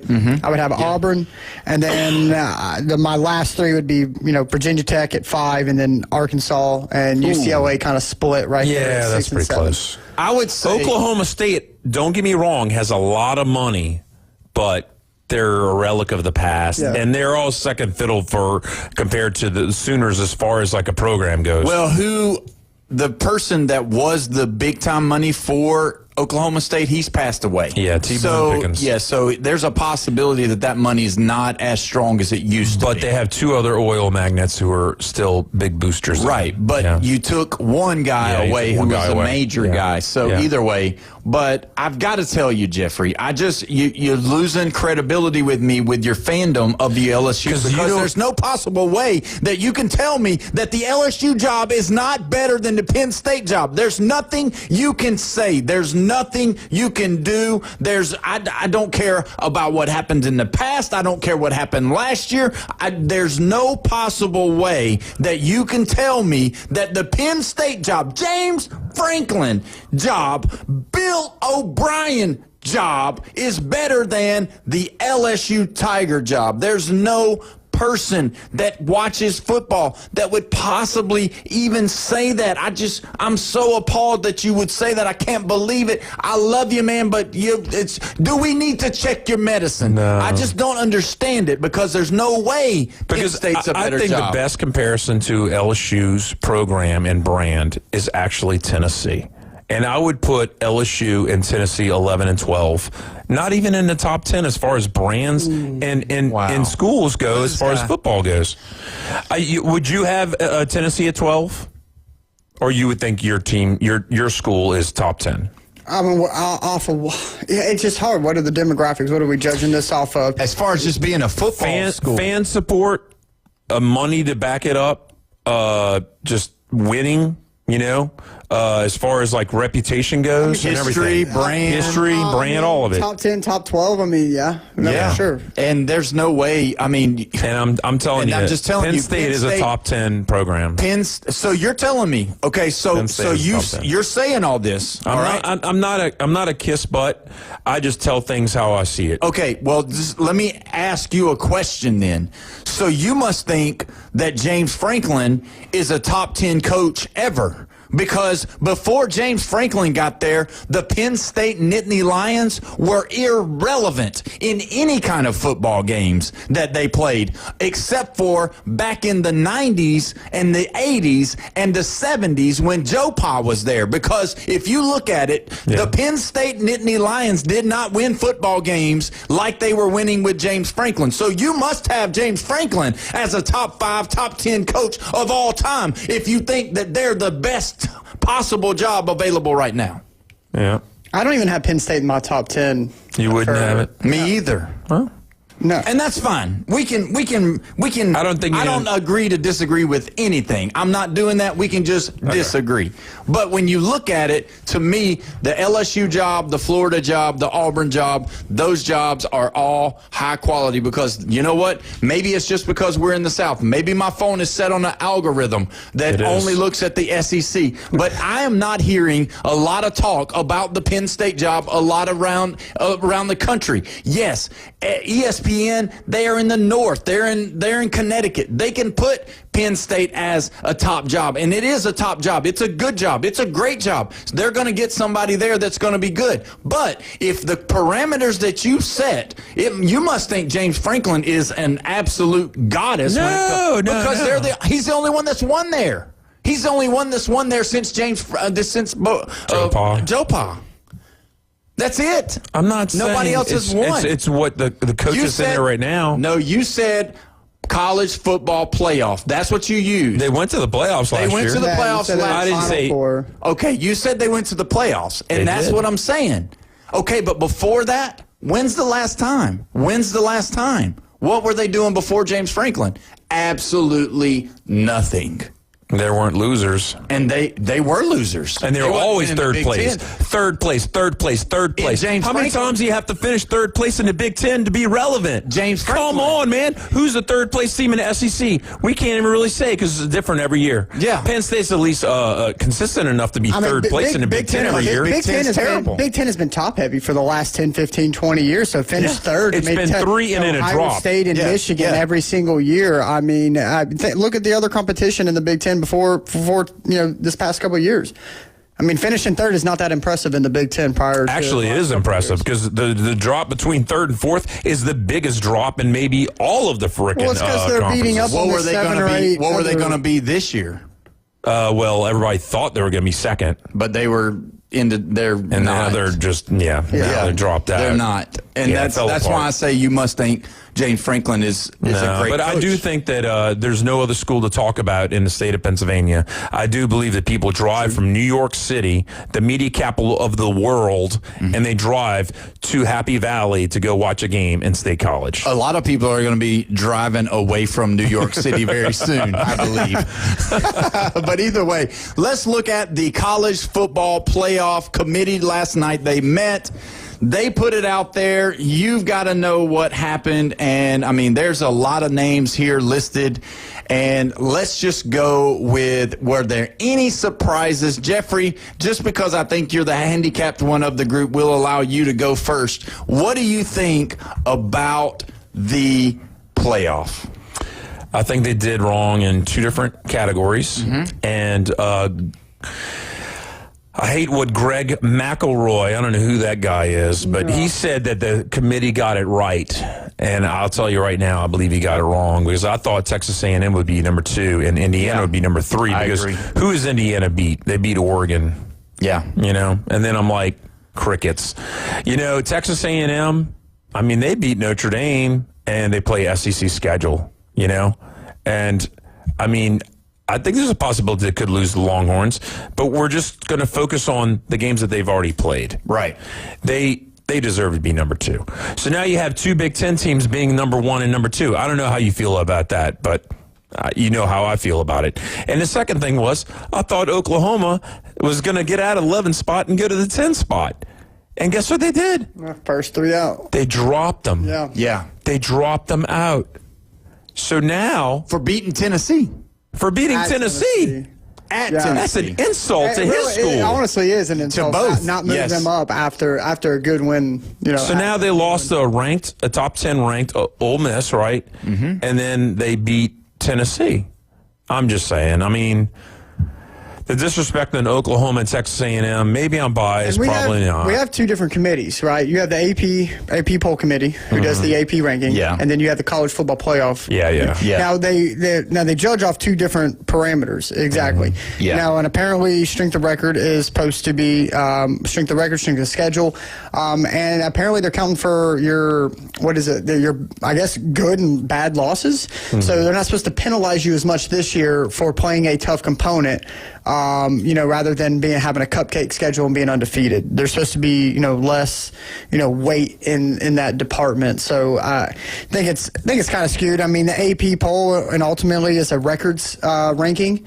It's based off your record. I think the College Football Playoff Committee is going to, do more eyeball testing, hopefully some better matchups and things of that such. So they're a little different. So Oklahoma has a better record than Notre Dame. Because they played an extra game. Right. And that's the other part that just kind of, it's not shocking, but it's definitely something to talk about, but it's not so shocking because you know how they are about Notre Dame. You know how they've always been about Notre Dame. No matter what, Notre Dame is going to find their way into the playoff. They're going to play somebody tough, and now they're just telling you the recipe to get into the playoff if you're Notre Dame. Play somebody tough at the beginning of the year. If you lose, you're fine because you're going to skate through the rest of the schedule. And play one ranked team, USC. Yeah, they'll play one ranked team. They beat them. You're fine, and that's it. And so that was, for me, the bad part about it. We had to have Oklahoma and Notre Dame. To me, I'd give the nod to Oklahoma because of what they said this committee was all about, which is body of work. And that's what I don't understand because Notre Dame hasn't looked great. I mean, they lost to Texas A&M at home in the beginning, but so did, and lost to Miami. So At Miami. Yeah. So really, when you look at those 2 teams that they've lost to, one team is looking really good. The other team, not so much. Both those losses combined 4 points.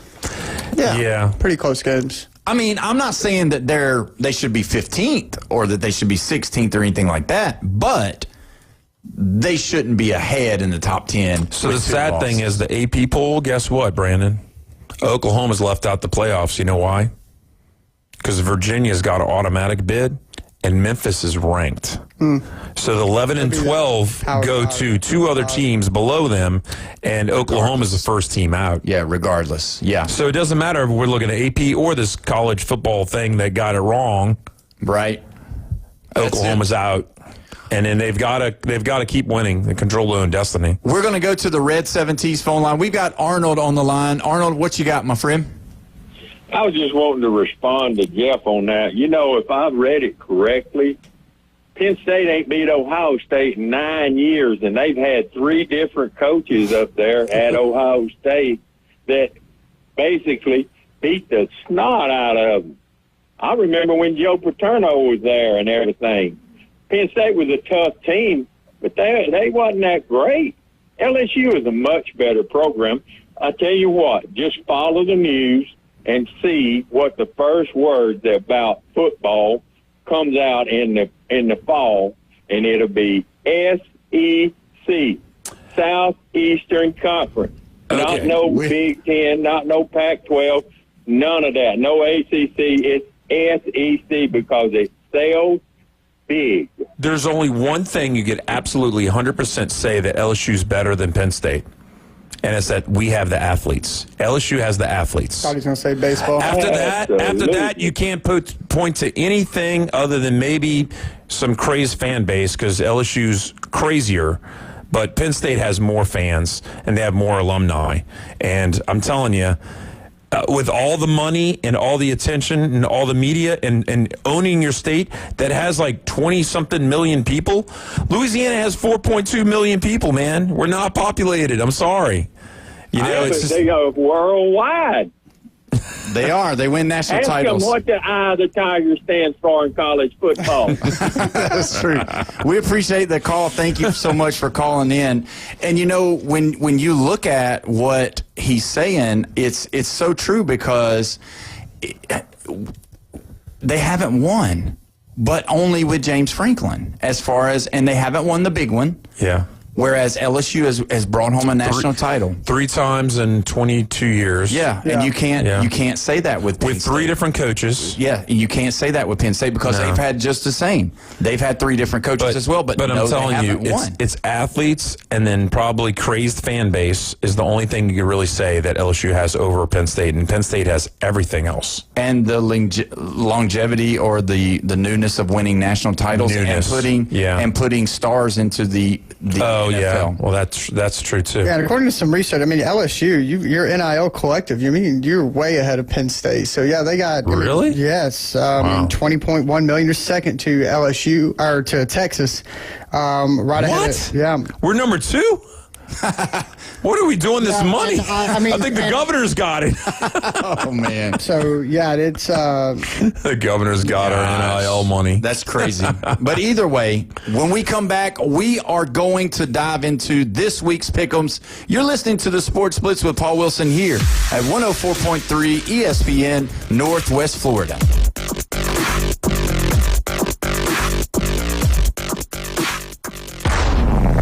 Get in the game. Call or text us now on the Red 7T studio line. 850-215-6290. 104.3 ESPN Northwest Florida. It's the Rich Eisen Show. Keegan-Michael Key. If you're suddenly faced with a zombie apocalypse, this is the person you would most want by your side. Dan Campbell, Panay Sewell, Aiden Hutchinson. I'm starting Panay. He can block the zombies. They're not very adroit. They're not very flexible. I mean, Panay just goes, excuse! And they just use him as my lead blocker, right? I like it. The Rich Eisen Show. Weekdays 11 to 2. ESPN Northwest Florida. Los Rancheros has been doing it right for 20 years. Los Rancheros brings a top-shelf dining experience to you with the opening of their beautiful new building. Watch all college and pro games on Los Rancheros' 14 large-screen TVs with great drink specials daily from 2 to 5 and during all the games. Los Rancheros, the place for live sports and great food on 23rd Street between Jenks and Harrison. Are you looking to invest in rare coins and precious metals? Well, look no further. Coin and Bullion Reserves is Bay County's trusted source for rare coins and precious metals. Located in the heart of Panama City, our showroom is stocked with a vast selection of gold and silver bullion, rare coins, and currency. Whether you're just starting out or you're a seasoned collector, we have what you're looking for. Our sales staff has over 50 years of experience to help guide you through your purchase. Come and visit Coin and Bullion Reserves today and build your collection with confidence. If you build it, they will come. We're live from the CBC Construction Studios. Climb into our TM and jump into the chat. The Sports Blitz with Paul Wilson is live on Facebook. Interact with Paul and other sports fanatics. Now, 104.3 ESPN Northwest Florida. Welcome back. You're listening to the Sports Blitz with Paul Wilson here at 104.3 ESPN Northwest Florida. Don't forget, Thursday Night Football, Vegas at Denver. Coverage starts at 6:30. Kickoffs at 7:15. Also Saturday, LSU and Alabama, 6:30 kickoff. You can listen right here as well. And I'm shocked about Jeffrey pushing his LSU Tigers down so far. There's no possible way that I can talk him into changing his views. But I will say, man, I just thought that LSU was way better in Jeffrey's mind than it is. But either way, with that being said, Jeffrey, what you got for us for the pick'ems? We need to go through them because there's some good games that's going to be very important for the playoff after coming off today with the new schedule or with the new rankings. We're going to definitely see some changes after this weekend. I'm going to say a disclaimer. I only have 4 SEC games in here. I'm not picking a Georgia versus Mississippi State because I think we all know who we're going to pick. So these are volatile games that are hard to pick, right? Mm-hmm. This is not an average week. It's actually a below average week as far as quality games go. But I'm trying to interest people in teams that are possibly going. Right. Okay. I understand. I mean, yeah, because, if we were picking Georgia and Mississippi State, I would go with Mississippi State. Absolutely. Come on. I mean, start Vegas, baby. Yeah, you love it. Oh, yeah. Okay, so right off the bat, only one Big 12 game, BYU at Texas Tech. Which is the biggest game of the year for both programs. 2 top 10 matchups. Because that is who we're all looking at to see who's going to get the nod. And this game is going to come with big playoff implications because realistically, unless they just have a hiccup, one of the two is possibly going to make it. Oh, yeah. That's for a good chance. I'm going Texas Tech. Wow. Against undefeated BYU. Undefeated. Where's the game played at? At Lubbock. Okay, so it's Texas, at Lubbock. Yeah. And Brandon, what you got? Oh, Red Raiders. Red Raiders, wow. Texas Tech. Wow. Undefeated BYU. Can I interest you, Paul? Oh, yeah. There we go. You definitely can. Give me number 47, the quarterback. Wow. Playing BYU. Yes, sir. Give me the Mormons for this weekend. Okay, and we're going to sound biased, but next game is Texas A&M at Mizzou. I'm taking Texas A&M. So that's 2 Texas teams I'm taking right off the bat. Yeah. You've changed from a Louisiana fan to now you're a Texas guy. No. I think he loves Texas. I think he loves Texas. I think the obvious answer here is going to be Texas. Are you going Mizzou, Brandon? Not going Mizzou. No. If Missouri was was this game at Texas A&M? It's at Mizzou. Yeah, see, if this game, if the quarterback was healthy, that could be the upset alert because, you can say what you want about Texas A&M, but they've never been here before. Mike Elko is from Duke. They've never been here before. So now they've gotten a little bit of publicity. Now they're the number 3 ranked team in the country by the College Football Playoff Committee. They're thinking they're really good now. So maybe this could be a little bit of a surprise if they had their quarterback, but they don't. And don't forget, Drinkowitz is a huge candidate for all of these other jobs. Could his mind be somewhere else? Give me A&M. Okay. Auburn at Vandy. I'm taking Vandy. Taking Vandy. Wow. No, How are y'all going to do that in front of Brad Law? Just came on our show. Brad, you're still listening. They just lost to Kentucky at home. I know. You got to go to the harshest environment in SEC, Vanderbilt. Yeah, of course. I'm joking. But if they actually were to pull off this upset, this would be a big deal, but they're not going to. Give me Vanderbilt with Diego Pavia. They're going to rebound their loss from last week. Toughest pick of the week. LSU at Alabama. And he's going to go first. Brandon, you're going first. LSU, think about it. They Alabama does not know what LSU is going to come out with. It's going to be all kinds of razzle-dazzle. It's going to be different. Brandon, what do you think about this one? Where is it being played? Played at Alabama. Yeah, I'm going to go with Alabama on this. Yeah. I appreciate that. Yeah, I'm going to Alabama, but it's only because it's at home. I'm kidding. Go ahead, Jeffrey. Well, I'm going to take Alabama. No.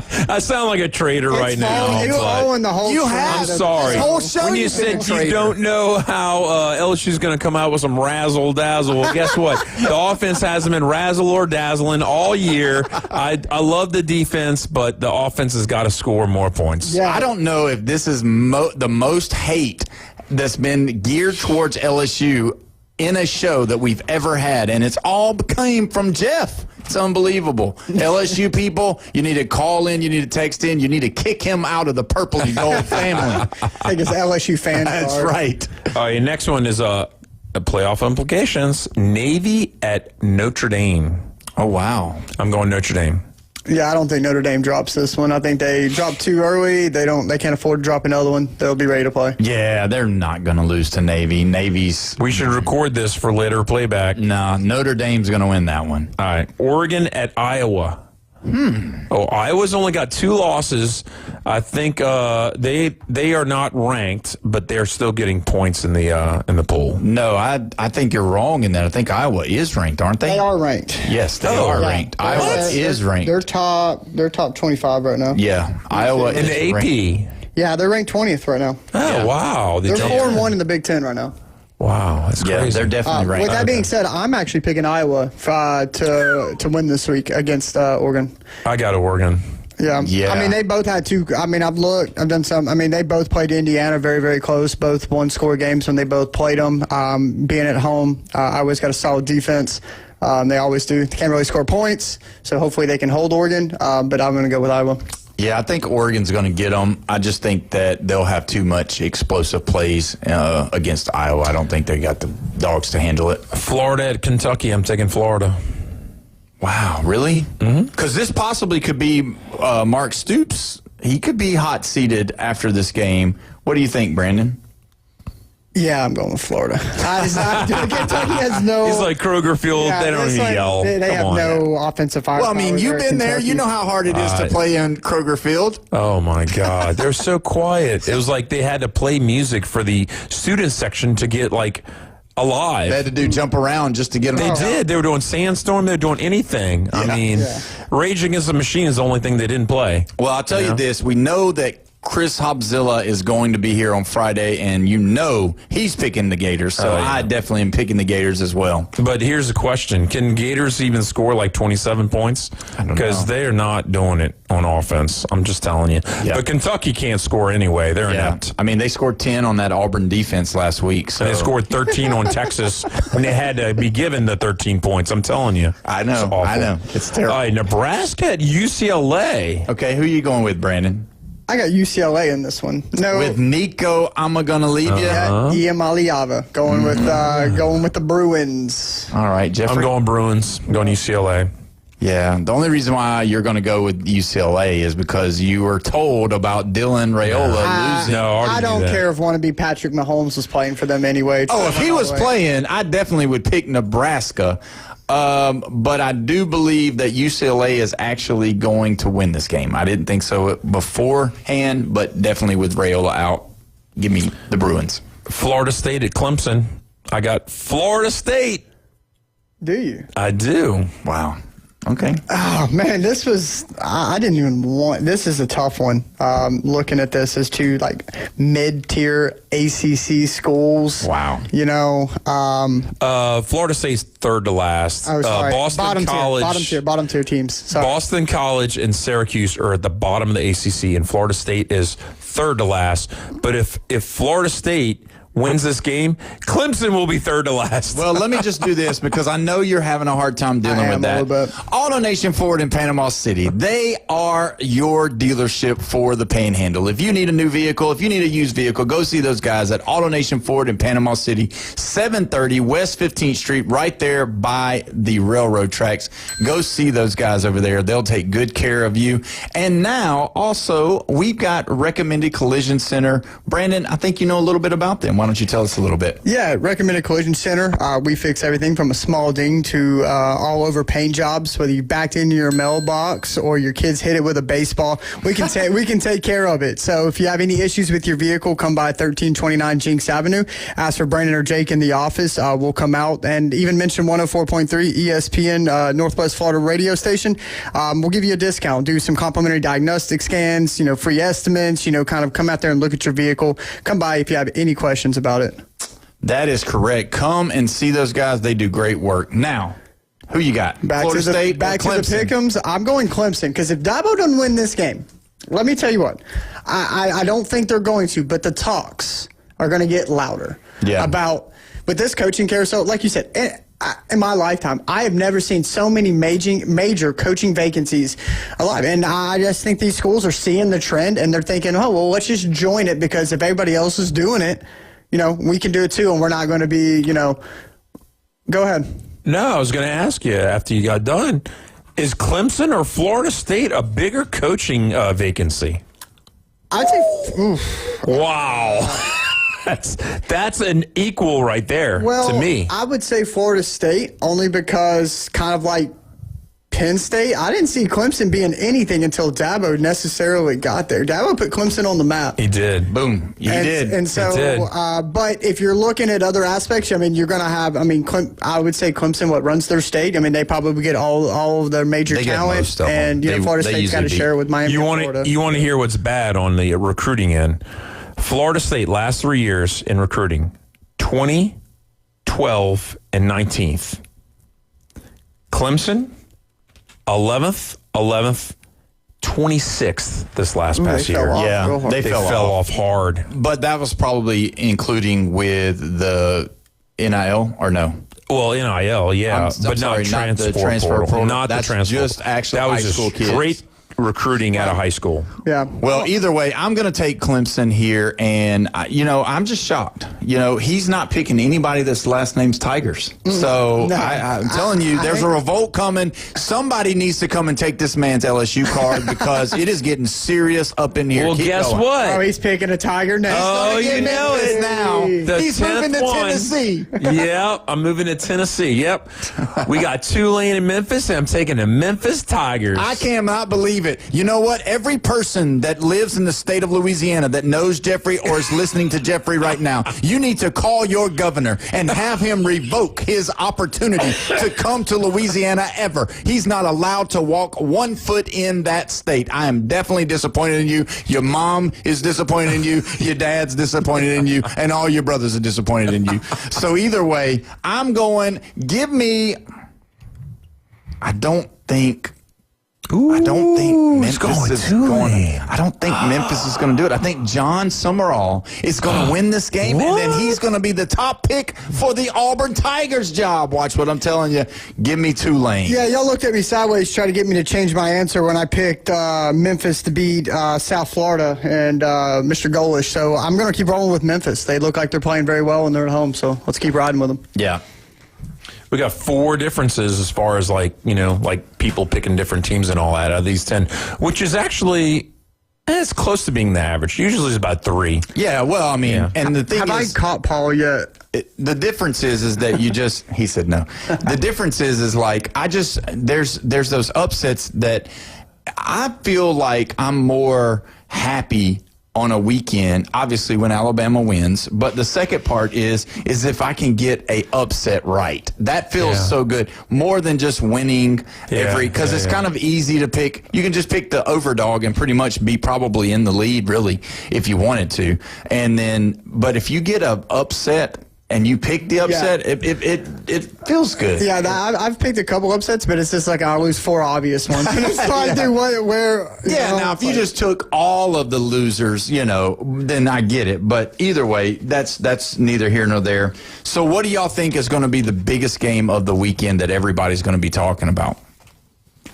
I'd say, I would assume game day is at the 7 and 8 with Texas A&M or Texas Tech and BYU. I would say that has probably the most playoff implications and, conference standing. So I would assume that one, even though it's Big 12 football. In Lubbock. So I wonder if Patrick Mahomes is going to be there. If Mizzou comes down to the end with A&M, that'll be an interesting game.